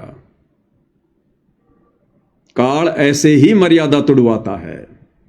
काल ऐसे ही सूक्ष्म चाल चलता है। और गुरुदेव ने इनसे उम्मीद बांधी थी कि ये बच्चे आगे चलकर मेरा सहयोग करेंगे, मेरे मिशन को आगे बढ़ाएंगे। और आज इन्होंने मिशन की ऐसी की तैसी करके रख दी, ऐसी की तैसी। बाकी इनके कुकृत्य भाई और बहनों आपको भली भांति पता है, दास बार बार रिपीट करने की आवश्यकता नहीं समझता है। अब बहुत सारे भाई बहन कमेंट्स करते हैं नादानी में, अज्ञानता में, कि इस पवन दास के पास तो निंदा चुगली के अलावा दूसरी कोई बात नहीं है। जब देखो तब निंदा, आश्रम वालों ने ये कर दिया, आश्रम वालों ने वो कर दिया। परमात्मा कहते हैं साचा शब्द कबीर का और प्रकट किया जग माही, और जैसे को तोसा कहे सो तो निंदा नाही। ऐसे कमेंट्स करने वाले, ऐसी बातें मुझ पवन दास को बोलने वाले अभी अध्यात्म से कोसों दूर हैं। उन्हें भक्ति और भगवान की ABCD का भी पता नहीं है। अरे तुम इन राजनेताओं को क्यों नहीं कहते ये बात कि भाई राजनेताओं, तुम्हारे पास में दिन रात राजनीति की चर्चा करने के अलावा कुछ हो रहा है क्या? तुम लोग अपनी पार्टी के अलावा दूसरी पार्टी की निंदा चुगली, उसने ये कर दिया, उसने वो कर दिया। बीजेपी वालों को जब देखो कांग्रेस वालों ने ये कर दिया, वो कर दिया, और कांग्रेस वालों को देखो बीजेपी वालों ने ये कर दिया, वो कर दिया। टीवी चैनलों पर रोजाना मुर्गे की तरह लड़ते रहते हैं। क्या आप लोगों ने कभी उन टीवी चैनल वालों को कहा या कभी उन राजनेताओं को कहा कि तुम्हारे पास में 24 घंटे राजनीति के अलावा, एक दूसरे की निंदा चुगली के अलावा कुछ और भी है क्या? लेकिन तुम नहीं कहोगे क्योंकि तुम्हें आनंद आता है। वर्तमान परिस्थितियां ऐसी ही हैं। ये युग परिवर्तन का दौर है, और इस युग परिवर्तन के समय में जो व्यक्ति पूर्ण ब्रह्म परमेश्वर कल्कि भगवान के विधान के विरुद्ध काल की गोद में बैठकर यदि उसके कार्य को सिद्ध करेगा तो भाई उसी के विषय में बोला जाएगा, उसी के बारे में चर्चा होगी। ये युग परिवर्तन का समय है। हम त्रेता युग से जब द्वापर युग में आ रहे थे तो वो युग परिवर्तन था, और उस समय राम रावण युद्ध हुआ, क्योंकि हम द्वापर में आ रहे थे, युग परिवर्तन था। और उस समय पूरी पृथ्वी पर केवल एक ही चर्चा थी, राम रावण युद्ध की। जिसके मुख से सुनो राम रावण युद्ध की चर्चा, दूसरी कोई चर्चा नहीं, क्योंकि वो युग परिवर्तन था। धर्म और अधर्म की ही चर्चा थी। और जब हम द्वापर से कलयुग में प्रवेश करने के लिए चले तो भाई महाभारत का युद्ध हुआ, क्योंकि युग परिवर्तन का समय था। हम द्वापर से कलयुग में आ रहे थे, युग परिवर्तन होना था, तो महाभारत हुआ। और जिस समय महाभारत होने की तैयारी में था उस समय पूरी पृथ्वी पर केवल एक ही चर्चा थी, कौरवों की और पांडवों की। कौन धर्म के पक्ष में है, कौन अधर्म के पक्ष में है, दूसरी कोई बात नहीं। सब अपनी आपसी लड़ाई झगड़े भूल गए। पूरा विश्व 2 खेमों में बट गया, एक खेमा कौरवों के पक्ष में, एक खेमा पांडवों के पक्ष में। और वर्तमान ये जो समय चल रहा है, कलयुग की बिचली पीढ़ी, 2028 युग परिवर्तन का समय है। हम 1000 साल के लिए कलयुग से मिनी सतयुग में जा रहे हैं, और ज्यादा से ज्यादा हमारे पास में 3 वर्ष बचे हैं। 3 वर्ष उस राम रावण युद्ध से और महाभारत वाले युद्ध से भी ज्यादा विनाश होना है। ज्यादा विनाश, उससे भी कहीं ज्यादा तांडव मचने वाला है। तो भैया फिर चर्चा क्या होगी? इस युग परिवर्तन में जो 2 मुख्य संस्थाएं भूमिका में हैं वो हैं सतलोक आश्रम मैनेजमेंट हरियाणा और साध संगति से जुड़े हुए सत्सेवक भाई बहन, जिससे दुनिया अभी बेखबर है। इन राजनेताओं की कोई भूमिका नहीं है युग परिवर्तन में। इन नकली धर्म गुरुओं की युग परिवर्तन में कोई भूमिका नहीं है। इन बड़े बड़े धनपतियों की, मुकेश अंबानी जैसों की, टाटा बिरला जैसों की कोई भूमिका नहीं है। ये तुम्हारे बॉलीवुड वाले, जॉलीवुड वाले, ये क्रिकेटर, इनकी कोई भूमिका नहीं है। ये तो सब काल के पक्ष में है, काल की गोद में बैठे हैं। इस युग परिवर्तन के समय में यदि सबसे बड़ी कोई भूमिका निभा रहे हैं तो केवल दो ही पार्टी हैं, सतलोक आश्रम मैनेजमेंट हरियाणा और सतसेवक भाई बहन। सतलोक आश्रम मैनेजमेंट हरियाणा काल की तरफ से अपनी भूमिका अदा कर रहा है और सतसेवक भाई बहन सतगुरु की तरफ से भूमिका अदा कर रहे हैं। 2028 के बाद दुनिया जानेगी, पहचानेगी। तो इस समय भाइयों और बहनों, धर्म और अधर्म की बात होगी। इस समय हम केवल उसी मुद्दे पर चर्चा करेंगे जिस मुद्दे को यदि हमने समझ लिया, सावधानी बरत ली, समय रहते सतगुरु की शरण ग्रहण कर ली, तो इस आगामी युग परिवर्तन में हम बचेंगे, हमारा परिवार बचेगा, हमारी संपत्ति बचेगी। अन्यथा चाहे देश का राजा हो, चाहे महाराजा हो, चाहे धनपति हो, चाहे रोडपति हो, आने वाले युग परिवर्तन के समय में दुर्गति होगी, दुर्गति। इसलिए चर्चा तो भाई यही होगी जो वर्तमान में हो रही है। हम सतगुरु के एजेंट, काल के एजेंटों के भक्ति विरुद्ध कर्मों पर ही चर्चा करेंगे। हमारा किसी से कोई राग द्वेष नहीं है, कोई झगड़ा नहीं है, कोई मनमुटाव नहीं है। लेकिन इस परमेश्वर के मार्ग में जो जैसी भूमिका निभाएगा, अगर कोई अच्छी भूमिका निभाएगा तो उसकी सराहना की जाएगी, और यदि कोई गलत भूमिका में है तो भाई उसका पर्दाफाश किया जाएगा। हमारी सबसे बड़ी जिम्मेदारी वर्तमान में यही है। अरे जब ये दुनिया भर के राजनेता सारे दिन राजनीति में थूक बिलोते रहते हैं, बेमतलब की बातें, व्यर्थ का झगड़ा, जब ये राजनेता 24 घंटे में एक बार भी कोई परमात्मा की चर्चा नहीं करते, कोई भक्ति भाव की चर्चा नहीं करते, तो हम भक्ति मार्ग से जुड़े हुए व्यक्ति हम क्यों राजनीति की चर्चा करें? हमारा राजनेताओं से क्या लेना देना?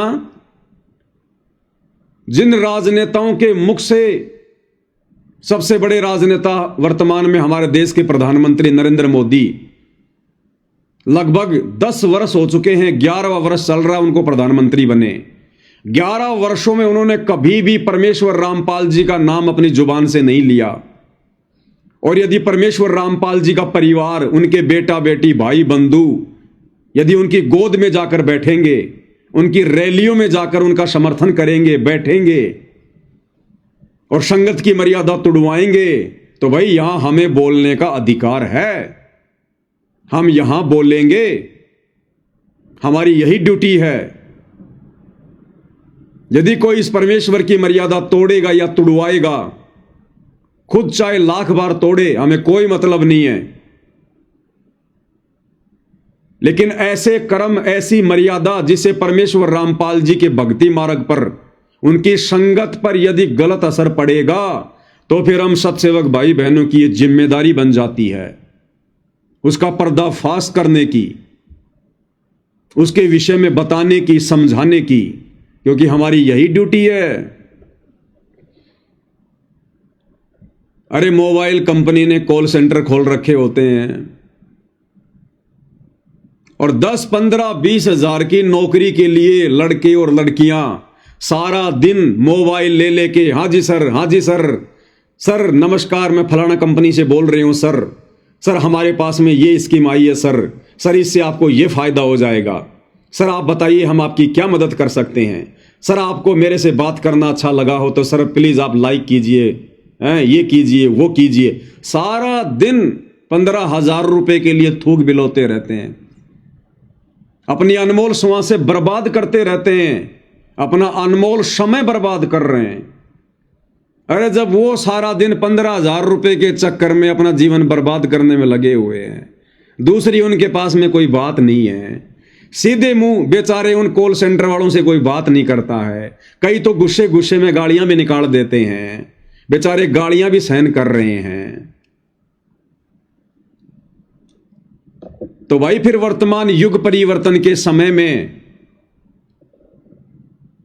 परमेश्वर कल की भगवान ने, सतगुरु रामपाल जी ने हमें जो ड्यूटी दी है, भाई फिर हम अपनी ड्यूटी क्यों ना निभाएं? फिर चाहे कोई हमें गालियां निकाले, चाहे कोई उल्टे कमेंट करे, चाहे कोई सीधे मुंह बात ना करे, लेकिन हमने तो अपनी ड्यूटी निभानी पड़ेगी। जैसे 15,000 रुपए की नौकरी के लिए वो लड़की सारा दिन कॉल सेंटर पर अपनी ड्यूटी निभाती है। तो ये बातें जो इस प्रकार के लोग कमेंट्स करते हैं, उनकी अभी बुद्धि से बाहर की बात है। अभी आप लोग बालक हो, बच्चे हो, उम्र से कोई समझदार नहीं होता। ज्ञान से आदमी बूढ़ा होता है, बड़ा होता है, समझदार होता है, उम्र से नहीं होता। तो ये बातें अभी आप लोगों की बुद्धि से बाहर की हैं, आप नहीं समझ पाओगे। यह आपको आने वाले 2-3 वर्षों के बाद में समझ में आएगी। तो कहने का मतलब भाई और बहनों, गुरुदेव भगवान जो कह रहे हैं कि यदि ये मिशन परमात्मा का सही प्रकार से चल गया और अगर आप आत्माओं का सहयोग रहा, यानी हमारे पिताजी ने हमारे से सहयोग की उम्मीद की थी कि मेरे ज्ञान को समझने के बाद, भक्ति मार्ग को समझने के बाद, जब मेरे बच्चे भक्ति मार्ग पर युवा होंगे ज्ञान से, उस समय ये मेरा सहयोग देंगे। और आज सहयोग की बजाय हम क्या कर रहे हैं भाई और बहनों? 2014 के बाद जो जो भक्ति विरुद्ध कर्म शतलोक आश्रमों से जुड़े हुए भाई बहनों ने किए हैं, ये किसी से छुपे हुए नहीं है। तो ये सहयोग में नहीं आता, ये परमेश्वर के विरोध में आता है, विरोध में। तो क्या कह रहे हैं गुरुदेव भगवान? हमने बहुत गहनता से भाई और बहनों विचार करना पड़ेगा परमेश्वर के एक एक वचन के ऊपर, तब हम सफल होंगे इस भक्ति मार्ग पर। अब तो हो सकता है कम कदर करेंगे, लेकिन जब हम यहाँ से चले जाओगे, जब यह दुनिया याद करा करेगी, अक हमारे तो उजड़े घर बस के, और आने वाली पीढ़ी भी याद करा करेंगी अक ये व्यवस्था हमारे घर में। ओए होए होए।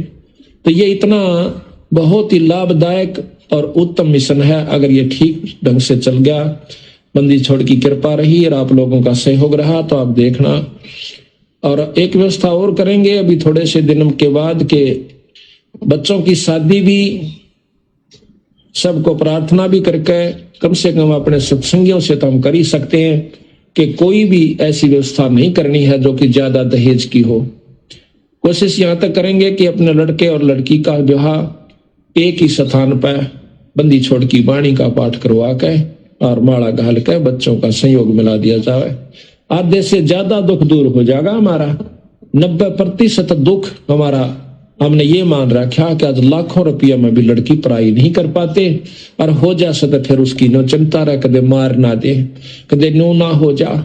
हम चाहते हैं धन ज्यादा क्यों देते हैं अपनी लड़की को? मजबूरी होगी, इस समाज में ऐसी कुरीति उत्पन्न होगी। किस प्रकार कि जैसे अपनी लड़की ब्याह से, तो लड़की पहले भी ब्याह रखी उनके घर में, तो जेठानी और दरानी भी हो सकती है। तो हमने नो चिंता रह सकते, हम थोड़ा देवा अपनी बेटी ने, और आगे इसका मन ना टूट जाए, इसका ताने ना मारे। तो नो सोचांगे कम से कम वो जो बहू ले जा रही से दूसरी, उतनी जरूर अपनी बेटी ने देवा। एक मनमाना अच्छे बड़े साहूकार ने ब्याह रखी उस घर में, तो उतना गरीब क्यों कर दे सके? इतना दे नहीं सकता। फिर उसकी बेटी, उसकी लड़की हमेशा ताने सुनती रहती है, कभी सास के मुंह पे, कभी पड़ोसन के मुंह पे, कभी उसके मुंह पे। तो इस प्रकार हम इस बुराई को दूर करने की भी कोशिश करेंगे। सतगुरु की कृपा रही, आप लोगों का सहयोग रहा।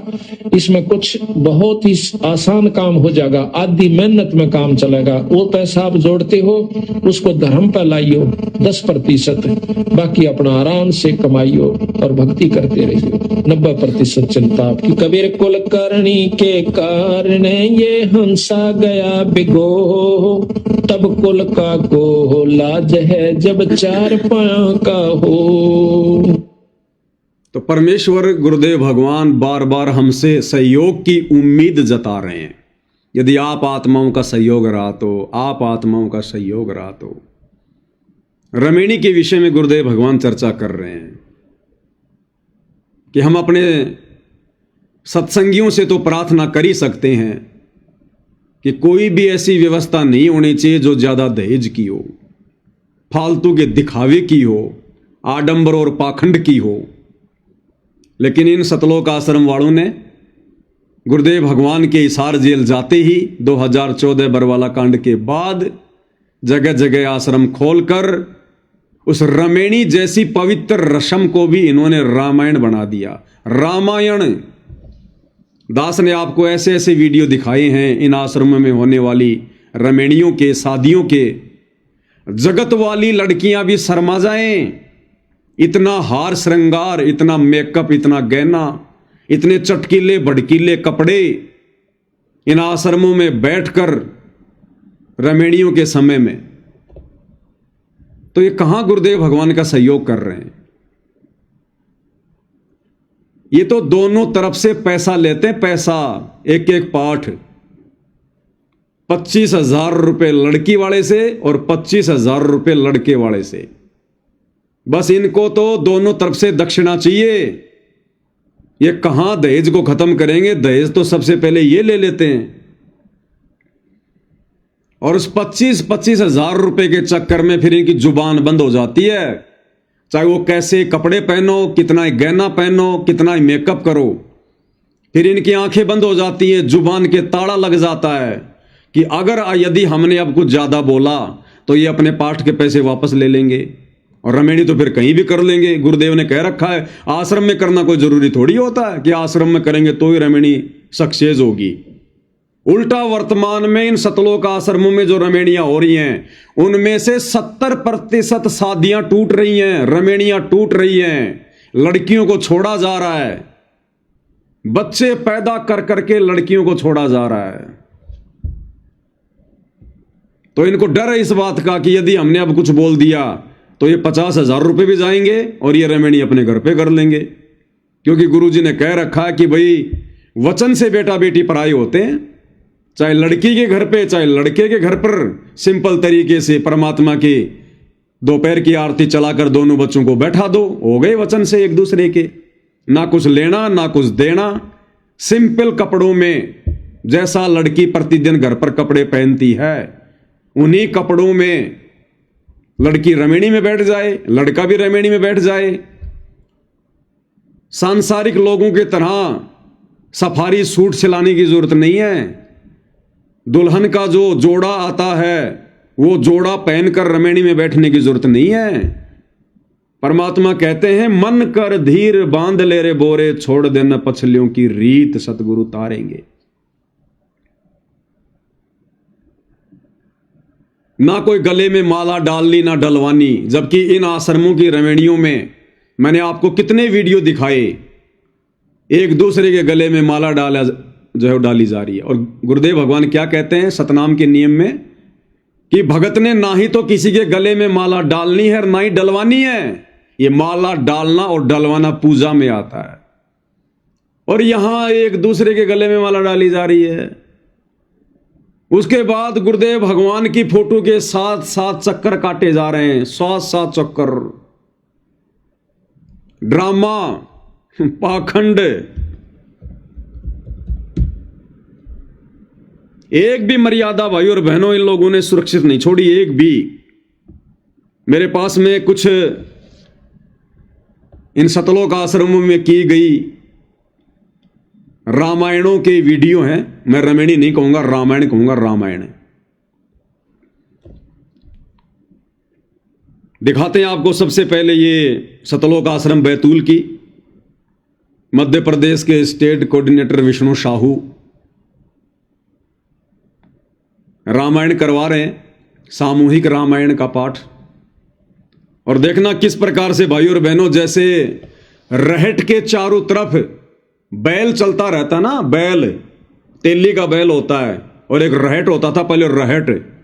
आजकल तो सीमेंट वगैरह लगाने लग गए, पहले एक चूना पत्थर होता था उस चूने पत्थर को, एक बहुत बड़ा एक व्हील होता था पत्थर का, और बैल के द्वारा उसको चलाया जाता था, ऊंट या बैल के द्वारा। उसमें पानी डाल दिया जाता था, वो चूने का जो पत्थर था वो डाल दिया जाता था, और वो लोहे का पहिया बैल के सहारे से घुमाया जाता था, और वो उसको दबा दबा के पहिया चल चल के वो बिल्कुल बारीक हो जाता था, रबड़ी जैसा, लस्सी जैसा। उसके बाद फिर वो चिनाई में काम लिया जाता था। तो जिस प्रकार वो रहट के चारों तरफ वो बैल चलता है, उस प्रकार से देखना किस प्रकार से फेरे दिलवाए जा रहे हैं, फेरे एक साथ, पता ही नहीं चल रहा। एक के आगे लड़का, फिर लड़की, फिर लड़का, फिर लड़की, पता ही नहीं चल रहा कौन किसके आगे पीछे है, कौन किसके साथ में फेरे ले रहा है। एक एक लड़की के आगे पीछे दो दो लड़के चल रहे हैं, दो दो लड़कों के आगे पीछे दो दो लड़कियां चल रही हैं। देखिएगा।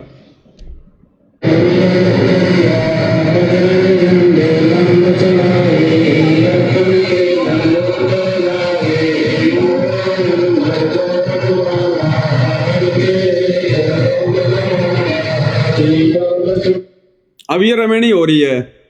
अब ये लड़का देखो, इसने सफारी सूट पहन रखा है, एक लड़की इसके आगे है, एक लड़की इसके पीछे है। अब बताओ इसकी पत्नी कौन सी है भाई? इसकी भगतमती कौन सी है?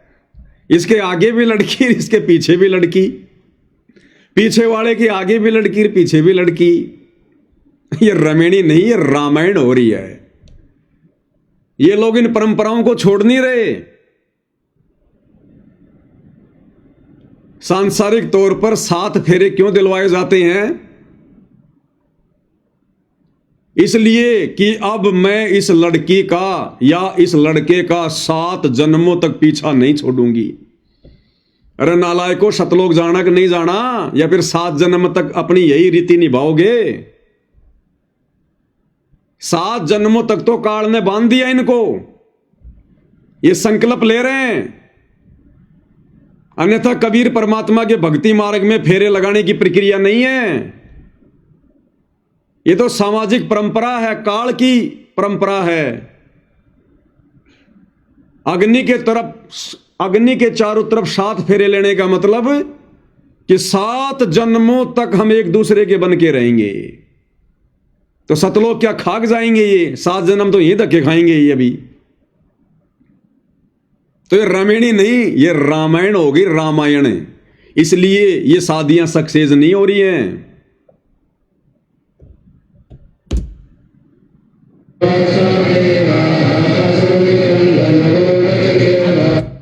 और भाई ये कपड़ा क्यों बांधा गया है? लड़का लड़की बीच में सफेद सा कपड़ा लेके चल रहे हैं, टोवेल। क्यों भाई? अरे अगर इतना ही डर है छोड़ने का तो क्यों रमेणी कर रहे हो? पहले बात पक्की कर लो। अरे पहले आपस में बात पक्की कर लो भाई, तू मेरे को छोड़ेगा तो नहीं। इनको इतना डर लग रहा है, बाद की तो बात छोड़ो, कहीं रमेणी करते करते छोड़ के ना भाग जाए मेरे को। कपड़े से एक दूसरे को पकड़ रखा है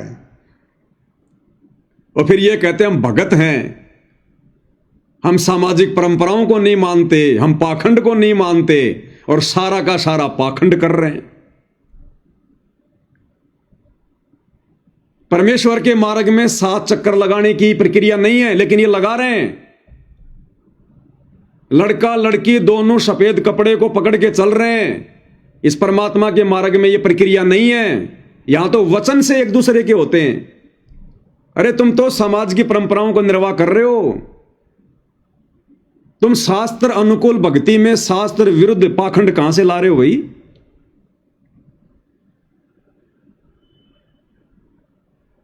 अरहट के बैल कितना चक्कर काट रहे हैं, बैल कितना चक्कर काट रहे हैं।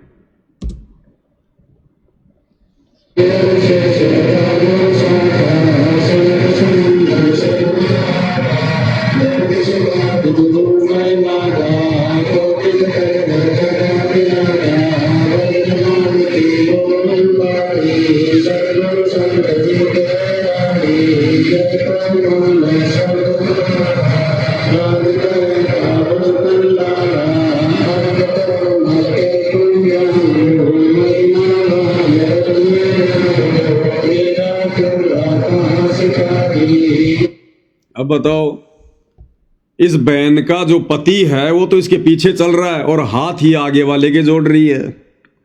इसका पति तो इसके पीछे और हाथ जोड़ रही है आगे वाले के। तो तुम्हारा पतिव्रता धर्म तो यही खंड हो गया। इसलिए भाई और बहनों, दास इन रमणियों को रामायण कहता है, रामायण। और सुनाता हूं आपको, देखो स्पेशल रिकॉर्डिंग। इन आश्रमों में भक्ति नहीं होती है, भक्ति तो केवल एक दिखावा है, केवल एक दिखावा।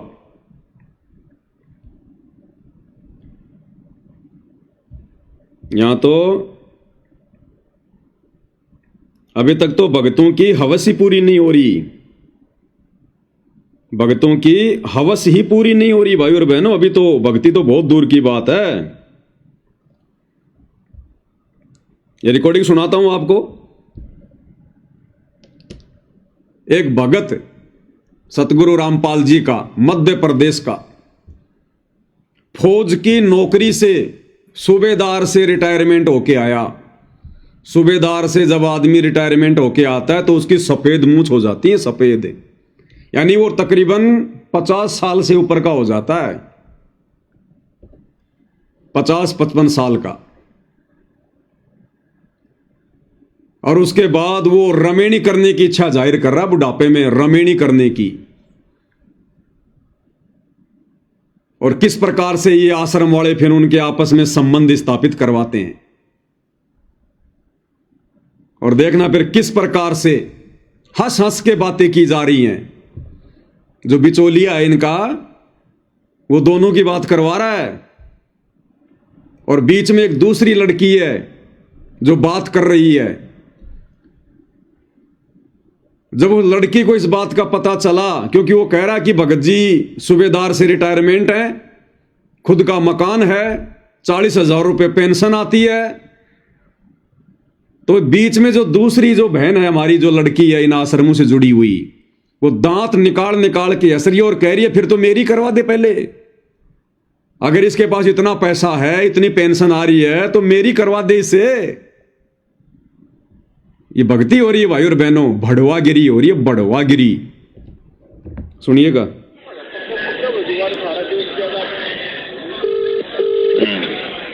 हेलो, क्या भाई?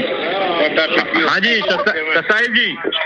ससाइब जी। हाँ बहन जी, वो फोटो सेंड कर दिया आपके व्हाट्सएप पे, देख लियो एक बार। देख लो, ठीक है ना? ठीक है ना? वो बहन क्या करिए बुड्ढे की। वो कह रहा बहन जी वो फोटो सेंड कर दिया आपके व्हाट्सएप पर दूल्हे की, देख लेना। तो वो दूसरी बहन जो बीच में है वो क्या कह रही है, बुड्ढे की।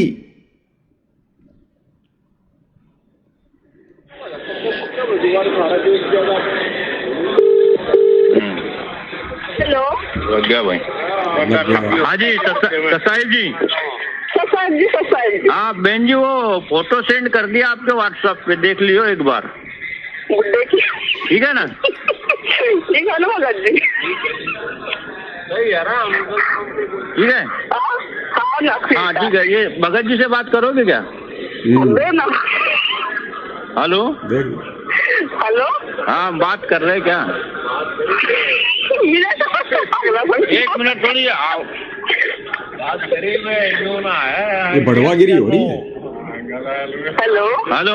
हाँ जी ससाइब जी। ससाइब जी, ये बात कर लो थोड़ा, लो।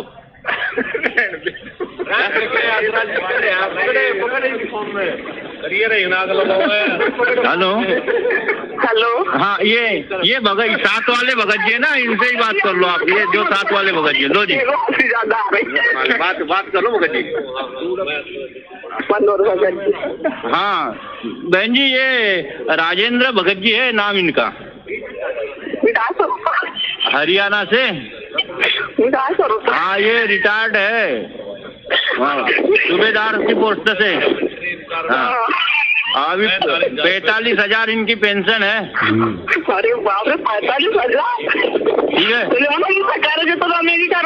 और गांव में रहते हैं कोठी। वो बहन जी कह रही है कि मेरी करवा दे, 45,000 रुपये पेंशन आ रही है, तो वो दांत निकाल निकाल के कह रही है कि मेरी करवा दे।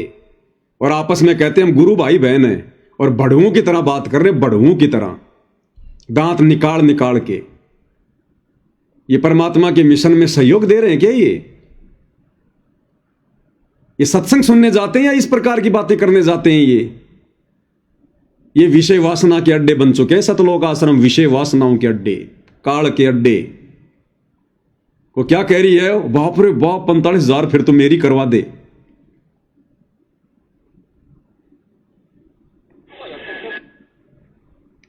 ये शुरू से होता है, फिर से सुनो क्या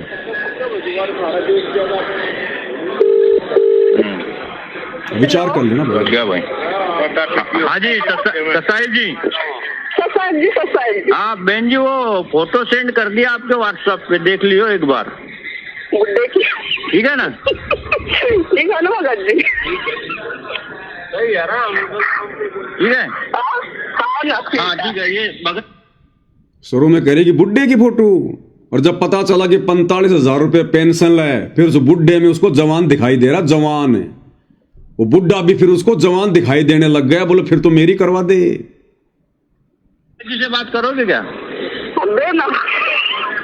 हेलो हेलो, हाँ बात कर रहे क्या?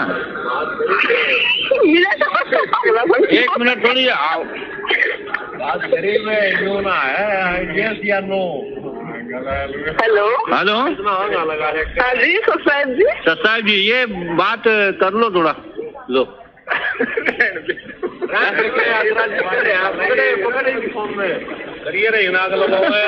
हेलो हेलो, हाँ ये भगत साथ वाले भगत जी है ना, इनसे ही बात कर लो आप। ये जो साथ वाले भगत जी, लो जी ज्यादा आ रही। बात कर लो भगत जी। मनोहर भगत जी।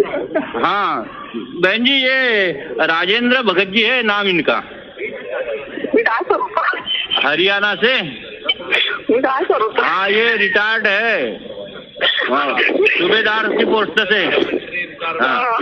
हाँ अभी 45,000 इनकी पेंशन है। अरे बाप रे, 45,000! ठीक है,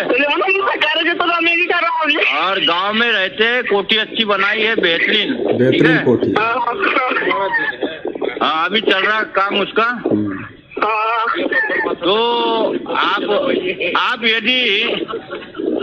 आप यदि मतलब यहाँ भोपाल कार्यक्रम में आते हो तो 17 तारीख को कर ले क्या इनको तैयार? कर लो ना यार, 17 तारीख को मेरी ट्रेनिंग कर देना। जी बहन जी, ठीक है बहन जी, सस्ता है। बुला रही हूँ 17 तारीख को, मेरी कर देना। अब बताओ भाई और बहनों, भोपाल कार्यक्रम में आ रही हो तो इनको कर दे तैयार। उस बुड्ढे को तैयार कर रहे हैं रमेणी के लिए, और वो कह रही है कि मेरी कर देना। फिर तो अगर बेहतरीन कोठी है, 45,000 रुपये पेंशन आ रही है, फिर इसको बुड्ढे में जवान दिखाई देने लग गया। तो इन आश्रमों में इसलिए भाई और बहनों दास कहता है कि ये राजनीति के अड्डे, विषय वासनाओं के अड्डे, भड़वागिरी के अड्डे। भक्ति नाम की वहां पर बूंद भी नहीं है, बूंद भी। ये आपकी आंखों के सामने है, दास कोई पीछे से नहीं बोलता। इसलिए दास कह रहा है कि इन आश्रमों में जाने वाला सतगुरु रामपाल जी के निकट भी नहीं है, नजदीक भी। इसलिए दास इन रमेणियों को रामायण कहता है, रामायण। तो देखा किस प्रकार से अरहट के बैल की तरह एक दूसरे के साथ में बांध के और उन्हीं सामाजिक परंपराओं का निर्वाह करते हुए फिर तुमने छोड़ा क्या? गहना इन्होंने पहन रखा, सोना चांदी इन्होंने पहन रखा, सामाजिक जो परंपराएं तुम निभा रहे, फिर तुमने छोड़ा क्या?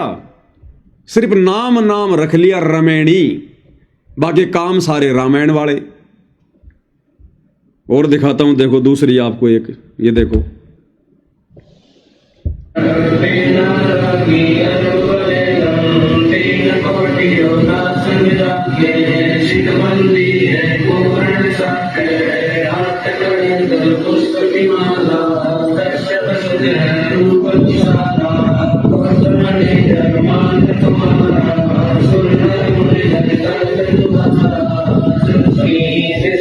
अब बताओ, फेरे का तो कोई मतलब ही नहीं निकलता रमेणी में, फेरे का तो कोई मतलब ही नहीं है। और दिखाते हैं आपको, देखना कितना गहना पहन रखा है इस बहन ने, हे भगवान, जगत वाली भी शर्मा जाए। परमात्मा की शरण में देखो इसके हाथों में, देखो इसके कान में, देखो मोटे मोटे झुमके, नाक में, यहाँ पर माथे पर, गले में कितना मोटा हार पहन रखा है, हाथों में देखो पूरा जैसे वो बंजारे पहनते हैं ना, हाथों में यहाँ तक है। और इसका ब्लाउज देखो, गुरुदेव भगवान कहते हैं कि माता बहनों ने कौड़ी से नीचे तक के पहनने चाहिए ब्लाउज वगैरह, जिनकी बाजू नीचे तक की हो। ये शादी का जोड़ा क्या छोड़ा इन लोगों ने। वही विवाह आज आप देख रहे हो, उस परमेश्वर की कृपा से परमात्मा ने हमारा ज्ञान हटा दिया। यहाँ पर बच्चों का विवाह करा दिया जाता है और 5-7 भगत उनके रिश्तेदार आते हैं, घर वाले।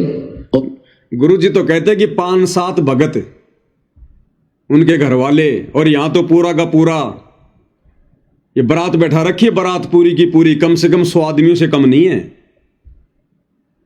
तो गुरु जी सत्संग में क्या कह रहे हैं और ये लोग क्या कर रहे हैं, तो मिशन में सहयोग कहां दे रहे हैं। आश्रम में उनका 10 रुपए खर्च नहीं होता। सिंपल रोटी जो रोज हम बनाते हैं वही खाएंगे। सिंपल रोटी जो रोज हम बनाते हैं वही खाएंगे। अब इन आश्रमों में सिंपल रोटी है क्या? लड्डू, जलेबी, बर्फी, ये सिंपल रोटी में आता है। ये कहां मर्यादा है, कहां तुम्हारी रमणी सफल होगी। गुरुदेव ने एक सत्संग में बताया कि बच्चों, रमणी के दिन तो आपने जानबूझ के भी कोई मिठाई नहीं बनानी है। ज्यादा से ज्यादा खीर बना लो परमात्मा के भोग के लिए। हलवे का तो लगता ही है, थोड़ी सी खीर बना लो, और सब्जी पूड़ी या रोटी सब्जी, बिल्कुल सिंपल खाना। उस दिन तो जानबूझ के कुछ नहीं बनाना चाहिए, वरना फिर यह परंपरा पड़ जाती है। और क्या करे परमात्मा? 5-7 भगत, घर वाले, परिवार वाले, बस, इससे ज्यादा नहीं। क्या कह रहे हैं, ध्यान से सुन लो। और 5-7 भगत उनके रिश्तेदार आते हैं, घर वाले। और यहाँ आश्रम में उनका 10 रुपए खर्च नहीं होता। सिंपल रोटी जो रोज हम बनाते हैं वही खाएंगे।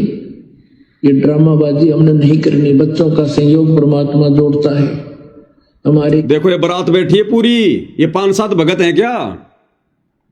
अरे 100 से कम नहीं है, 100 से कम। ऐसे गुरुदेव की मर्यादा तोड़ी जा रही है। फिर कहां तुम वचन निभा रहे हो भाई? सिर्फ नाम नाम के भगत हैं, नाम नाम के। रमणी केवल नाम की रह गई। अरे परमात्मा इस बारात को ही तो समाप्त करना चाहते हैं। ये फालतू का दहेज, दिखावा। अब जिसने अपनी बेटी को इतना सोना पहन के, इतनी चांदी पहना के, इतने गहने पहना के रमणी में बैठा रखा है, वो 2 दिन बाद में दहेज नहीं देगा क्या? वो दहेज का ट्रक नहीं भेजेगा क्या? और इतना सोना अपनी बेटी को देकर बैठाना, ये भी तो दहेज ही है। और गुरु जी कहते हैं 5-7 व्यक्ति, और यहां तो सैकड़ों की संख्या में बैठे हैं। ये तो अंदर का दृश्य है, बाहर तो और हैं। इसलिए रमणी नहीं, रामायण है। अभी 90% भगत भगत की श्रेणी में नहीं है, सतगुरु के शिष्य कहलाने के लायक नहीं है। केवल नाम नाम के भगत हैं, नाम नाम के। उनके कर्म जगत से भी ज्यादा बिगड़े हुए हैं। से विवाह नहीं होता। भाई साहब ने स्पेशल देखो सूट सिला रखा है। और गुरु जी कहते हैं जैसे कपड़े हम प्रतिदिन पहनते हैं वही कपड़े पहनो। अगर गुरु को खुश करना है तो, अगर समाज को खुश करना है तो फिर ताए तुम जो मर्जी करो भाई, फिर तो हाथी पे बैठ के जाओ चाहे। एक और दिखाता हूं आपको, देखना इस बहन का मेकअप कैसे चमक रहा है। इसका चेहरा देखना, गाल वगैरह, वो टिमकियां ऐसी चमक रही है वो मेकअप वाली, वो सितारे से। दर्शकों को बताइए कि आपने जो दहेज मुक्त विवाह करने का फैसला लिया है, ये क्यों लिया है? जो अभी आप देख रहे हो विवाह हुआ है हमारा, हम लोगों ने 1 भी रुपए का लेन देन नहीं किया हमारे मम्मी पापा ने, ठीक है। और हम लोग बहुत खुश भी हैं इस शादी से कि हमारी खुशी हो रही है। जैसे कि लोगों का आडंबर होते हैं जगत में, शादियां करते हैं, दहेज देना, फिर उसके बाद भी लड़कियां सेफ नहीं होती हैं। तो हम संत रामपाल जी महाराज जी ने जो एक बीड़ा उठाया है ना, कि मतलब समाज सुधार करने का, तो उसमें हम लोग उनके अनुयायी हैं। हम लोग उसमें पूरा सहयोग दे रहे हैं। आप खुश हैं इस विवाह से? बहुत ज्यादा खुशी, क्योंकि इसमें सारी टेंशन ही खत्म कर दी परमात्मा ने। टेंशन होती है एक पिता होता है, समझ लो। और चेहरे पे वो टिमकियां चमक रही वो मेकअप वाले, वो दाने दाने दाने दाने से। और ये स्पेशल जोड़ा पहन रखा इसने शादी का, स्पेशल शादी का जोड़ा। इसको पूछो क्या तू प्रतिदिन यही कपड़े पहनती है क्या? क्या शादी से पहले भी तू रोजाना यही कपड़े पहनती थी क्या? बोलेगी नहीं। तो फिर आज क्यों पहना तूने? गुरुजी तो मना करते हैं कि प्रतिदिन जो कपड़े पहनते वही पहनो। नाक में सोना पहन रखा है। भैया जहर का चाहे एक बूंद खा लो चाहे बोतल पी लो, जहर जहर ही होता है, वही काम करेगा। तो मर्यादा चाहे इतनी सी तोड़ दो चाहे ढेर सारी तोड़ दो, बात एक ही है। तो कहां सतगुरु की मर्यादा निभाई जा रही है भाई और बहनों? रमेणी तो केवल नाम रह गया रमेणी का, बाकी सब आडंबर, पाखंड, दिखावा। इसलिए भाई और बहनों, पूज्य गुरुदेव भगवान को वर्तमान में ये इतना संघर्ष करना पड़ रहा है, क्योंकि उनके बच्चे उनका सहयोग नहीं कर रहे, उनके भगत उनका सहयोग नहीं कर रहे। जिस विधि से गुरुदेव ने भक्ति मार्ग पर चलने की आज्ञा दी थी उस विधि से नहीं चल रहे हैं। इसलिए आप और हम सत्सेवक भाई बहनों के पास में बहुत अच्छा मौका है, बहुत जबरदस्त मौका है गुरुदेव के चरणों में जगह बनाने का, गुरुदेव के हृदय में समाने का। क्योंकि वर्तमान में सत्सेवकों के अलावा धरती पर कोई भी नहीं है जो गुरु भगवान की मर्यादाओं के अनुसार जो भक्ति कर रहा हो, जो उनके वचनों पे चल रहा हो।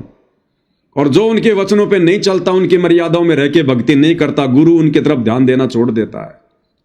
तो वर्तमान में भाई और बहनों बहुत ही जबरदस्त मौका हम सत्सेवकों के पास में गुरुदेव भगवान की नजरों में आने का। और यदि इस भगवान की हम नजरों में आ गए भाई और बहनों, इस भगवान ने यदि एक नजर भी हम पे डाल दी अपनी मेहर की, अपने प्यार की, हमारा तो बेड़ा पार हो जाएगा, बेड़ा पार। तो कौन होगी ऐसी मूर्ख आत्मा जो ऐसा मौका चूकेगी? इसलिए हम सत्सेवक भाई बहनों ने बहुत ही सिंपल तरीके से रमेणी होनी है, परमात्मा ने संस्कार जोड़ दिया तो होगी।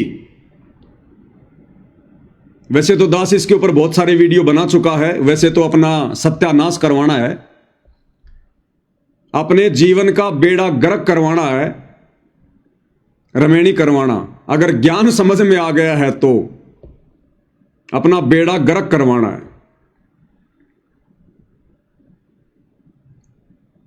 अरे काल को इसीलिए तो परमात्मा ने सतलोक से धक्के मारे थे। अगर वो ये कर्म करने की ना सोचता दुर्गा के साथ में, तो 21 ब्रह्मांड लेकर वहीं राज करता सतलोक में, वहीं पर परमात्मा बाहर नहीं निकालते। लेकिन ये विषय वासना, शारीरिक संबंध, इसके चक्कर में पड़कर तो उसने अपनी ऐसी तैसी करवा ली और साथ में आप और हमने करवा ली। इस कर्म को तो गुरुदेव ने सबसे गंदा कर्म बताया, सबसे गंदा। तो ये तो भगत के भक्ति मार्ग में सबसे बाधक है, सबसे बड़ी बाधा है। ये ज्ञान होने के बाद, ये भक्ति समझ में आने के बाद हम फिर उसी दिशा में बढ़ रहे हैं। फर्क इतना है, उन्होंने जबरदस्ती करी, हम प्यार प्रेम से कर रहे हैं। फर्क इतना ही है। अरे जहर को चाहे जबरदस्ती खा लो चाहे प्यार प्रेम से खा लो, जहर तो वही करेगा जो उसका गुण है। और मालिक कह रहे हैं कि आग पराई अपनी हाथ दिए जल जाए और नारी पराई अपनी भोगे सब कुछ जाए।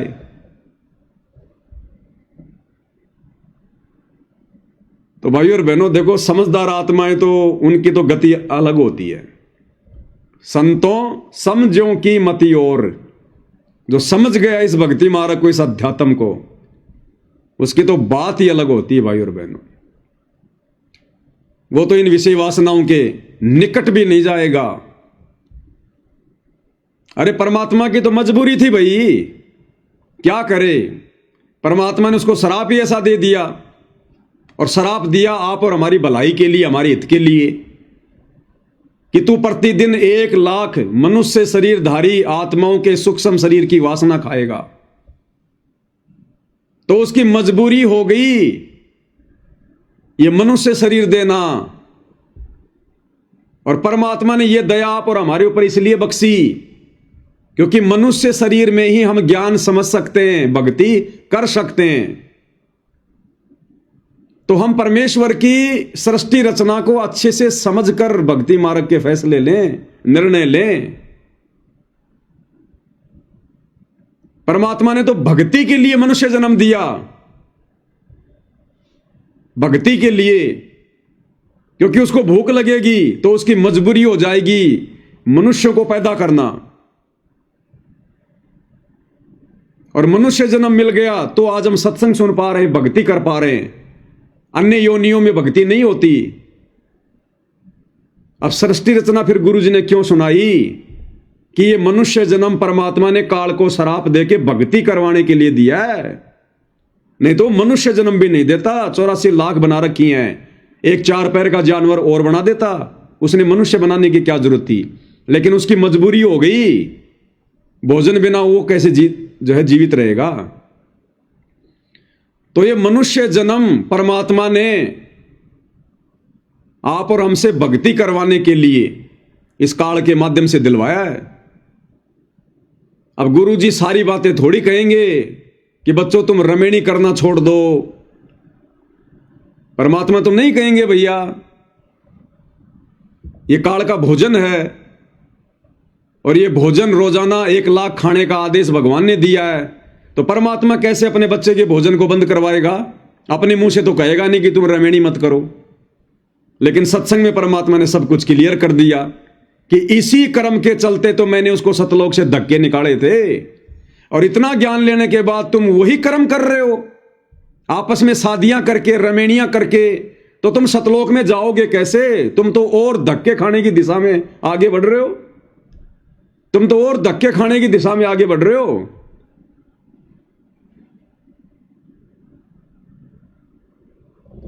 लेकिन फिर भी भाई और बहनों, अगर बच्चे नहीं मानते हैं तो फिर माता पिता की मजबूरी बन जाती है। तो ठीक है भाई, जिम्मेदारी तो मां बाप ने निभानी पड़ेगी अपनी, लेकिन उस जिम्मेदारी को निभाते समय अपनी मर्यादाओं को विशेष ध्यान में रखना है। विशेष तौर पर अपनी मर्यादा नहीं टूटने देनी बिल्कुल भी। लड़के वाले ने लड़की वाली से, लड़की वाले ने लड़के वाले से पहले क्लियर कर लेना है। चाहे जगत में करो, चाहे भक्ति मार्ग में करो, अपनी मर्यादाओं को पहले आगे रख दो कि साहब आप फिर एंड टाइम पे ड्रामा करोगे, पाखंड करोगे, हमें बिल्कुल भी पसंद नहीं होगा। ये हमारी मर्यादा है, हमारे गुरुदेव भगवान की मर्यादा है। इस प्रकार से हम आपकी बच्ची को लेकर जाएंगे। ना कोई आडंबर, ना कोई पाखंड, ना फालतू का कोई मिठाई चटाई, ना विशेष कोई व्यंजन, ना कोई ड्रामेबाजी, ना कोई गहना गाठी दिखावा मेकअप, कुछ नहीं। ना फालतू की बारात इकट्ठा करना। यहां पर पहले क्लियर कर लो ताकि मर्यादा ना टूटे, क्योंकि रूठो चाहे जग सारा, रूठे ना परमेश्वर हमारा, इन्हीं का है परम सहारा। तो भाई समझो कि तो मती कुछ और है। अरे ये बात समझ में आई ब्रह्मा जी के 5 पुत्रों को, सनक सनंदन संत कुमार को, उनको समझ में आई ये बात। उन्होंने भगवान से एक ही वरदान मांग लिया कि भगवान अब 5 वर्ष से ज्यादा हमारी आयु ना बढ़े। उन्होंने ऐसा वरदान मांग लिया कि 5 वर्ष से ज्यादा हमारी आयु ना बढ़े। अगर इससे ज्यादा हमारी आयु बढ़ेगी तो हमारे अंदर विषय विकार पैदा होंगे, और यदि विषय विकार पैदा हुए तो फिर हम भक्ति नहीं कर पाएंगे। तो उनको समझ में आई, लेकिन उनको वो मार्ग नहीं मिला जो मार्ग परमात्मा ने आप और हमारे को दे दिया। और हमें मार्ग मिल गया तो ये बात समझ में नहीं आ रही। इसी विषय वासना से दुखी होकर, परेशान होकर, तंग होकर, और शंकर जी ने 88,000 वर्ष तक तपस्या करी। इतना घोर तप किया 88,000 वर्ष तक कि मैं काम वासना से मुक्ति प्राप्त कर लूं। तो भाई और बहनों समझो कि तो मती कुछ और है। ये तो अपने पैरों में बेड़ियां डालना, बेड़ियां बेड़ियां, और हम लोग खुश होके कर रहे हैं, खुश होके। फिर हम क्या भक्ति कर रहे हैं। मटके में तो छेद कर लिया हमने, एक तरफ तो मटके में पानी डाल रहे हैं और फिर खुशी खुशी मटके में नीचे छेद कर रहे हैं। तो बताओ हमसे बड़ा कोई मूर्ख होगा? उस आदमी से बढ़कर कोई मूर्ख है? जेठ का महीना, खेत में काम करने गया, आसपास में पानी का कोई जुगाड़ नहीं, घर से मटका भर के लेके गया और वहां जाकर उस मटके में नीचे से छेद कर दिया। आप क्या कहोगे उस आदमी को? तो एक तरफ तो हम इस ब्रह्मा जी के ऋण को उतारने के लिए इसके ओम नाम की साधना कर रहे हैं कि इस काल ने हमारे ऊपर जन्मों जन्मों से हम जो ये विषय वासनाओं के चक्कर में पड़े हुए हैं, जिससे बहुत ज्यादा ऋण हमारे ऊपर इस ब्रह्मा जी का चढ़ा हुआ है, क्योंकि रजोगुण का देवता है। इसका वो ऋण उतारने के लिए हमने गुरुदेव भगवान से ब्रह्मा जी का ओम नाम का मंत्र लिया। एक तरफ तो हम दिन रात ब्रह्मा जी के ओम नाम की साधना कर रहे हैं कि मेरा कर्जा उतरे, मेरा कर्जा उतरे, मेरा कर्जा उतरे, और दूसरी तरफ रमेणी करके, शादी करके हम फिर से ब्रह्मा जी का कर्जा चढ़ा रहे हैं। तो बताओ हमारा कर्जा कैसे उतरेगा भाई और बहनों? कर्जा तो उसी समय उतरेगा कि खर्चा कम और कमाई ज्यादा, खर्चा कम कमाई ज्यादा। तो हालांकि दास इन बातों पर बहुत ज्यादा डिस्कस पहले कर चुका है। ज्यादा डिस्कस करते हैं तो बहुत सारे भाई बहन मेरे से नाराज हो जाते हैं बहुत सारे नाराज हो जाते हैं। लेकिन भैया देखो, सच तो सच ही है। हकीकत बताने के लिए तो भगवान ने ड्यूटी लगाई है। जीव लाख बार नाराज हो जाए कोई दिक्कत नहीं है, लेकिन ये परमात्मा अगर एक बार नाराज हो गया ना तो बात बहुत ज्यादा बिगड़ जाएगी।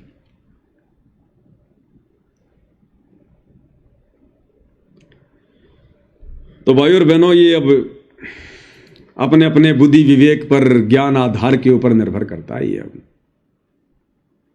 परमात्मा कहते हैं कामिनी कनक जहर कर जाने, वो शहर अगमपुर जावे। कामिनी औरत, कनक सोना, तो कामिनी कनक को तो जहर के समान मानना चाहिए। भगत ने जहर के समान। अगर ये पता हो कि इस सब्जी की कटोरी में एक टपका जहर का डला हुआ है, खाएगा कोई?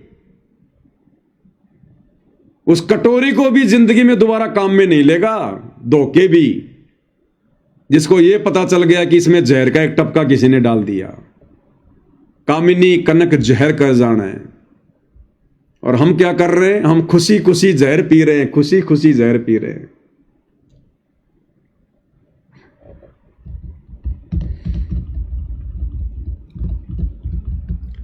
तो भाई और बहनों, फिर भी अगर माता पिता की मजबूरी है, बच्चे नहीं मानते हैं, देखो इसमें बहुत सारी बातें हैं।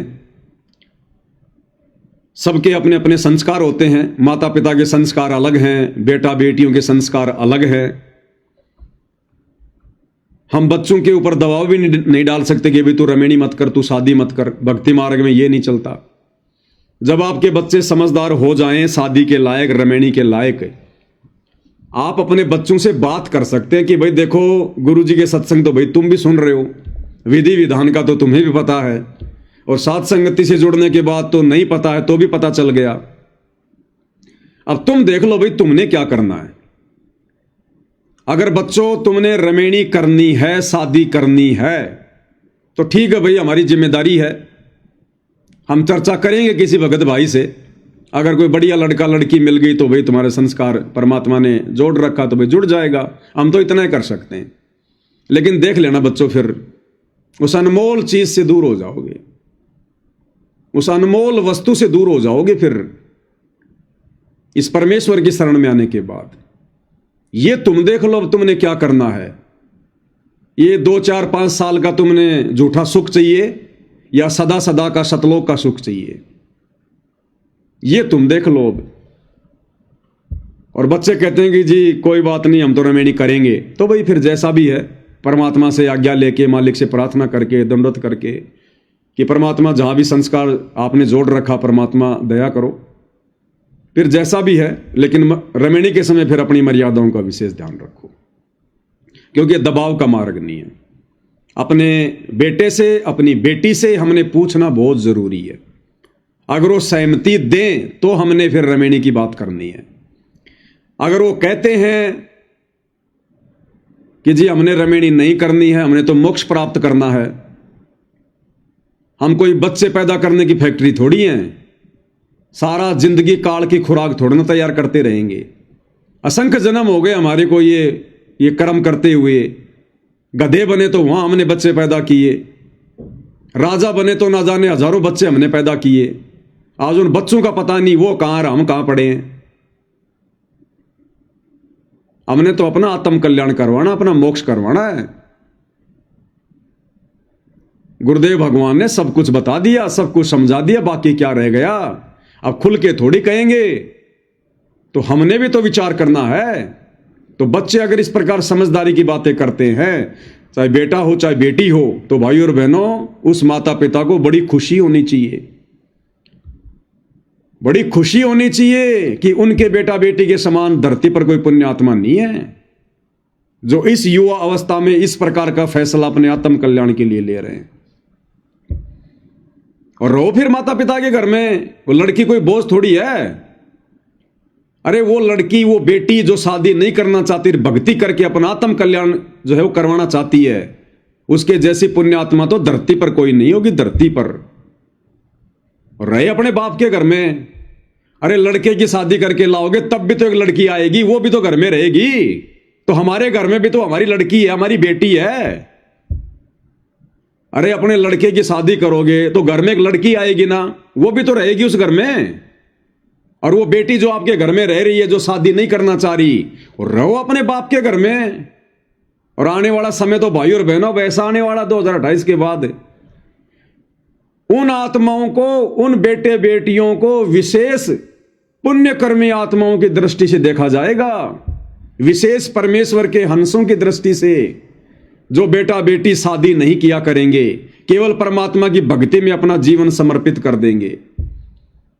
गरीबदास जी की 2 लड़कियां, दोनों ने मना कर दिया कि पिताजी हम शादी नहीं करेंगे, अपना आत्म कल्याण करवाएंगे। कमाली शादी नहीं करी, पिताजी आत्म कल्याण कराऊंगी। राबिया अपने माता पिता को मना कर दिया कि मैं शादी नहीं करवाऊंगी, अपना आत्म कल्याण कराऊंगी। मजबूरी में अंत में उसने शादी करनी पड़ी, लेकिन शादी करने के बाद अपने पति से कह दिया शारीरिक संबंध नहीं बनाऊंगी। अगर आप मेरे साथ भाई बहन का रिश्ता रखोगे तो ठीक है, नहीं तो मैं आत्महत्या कर लूंगी अगर जबरदस्ती करोगे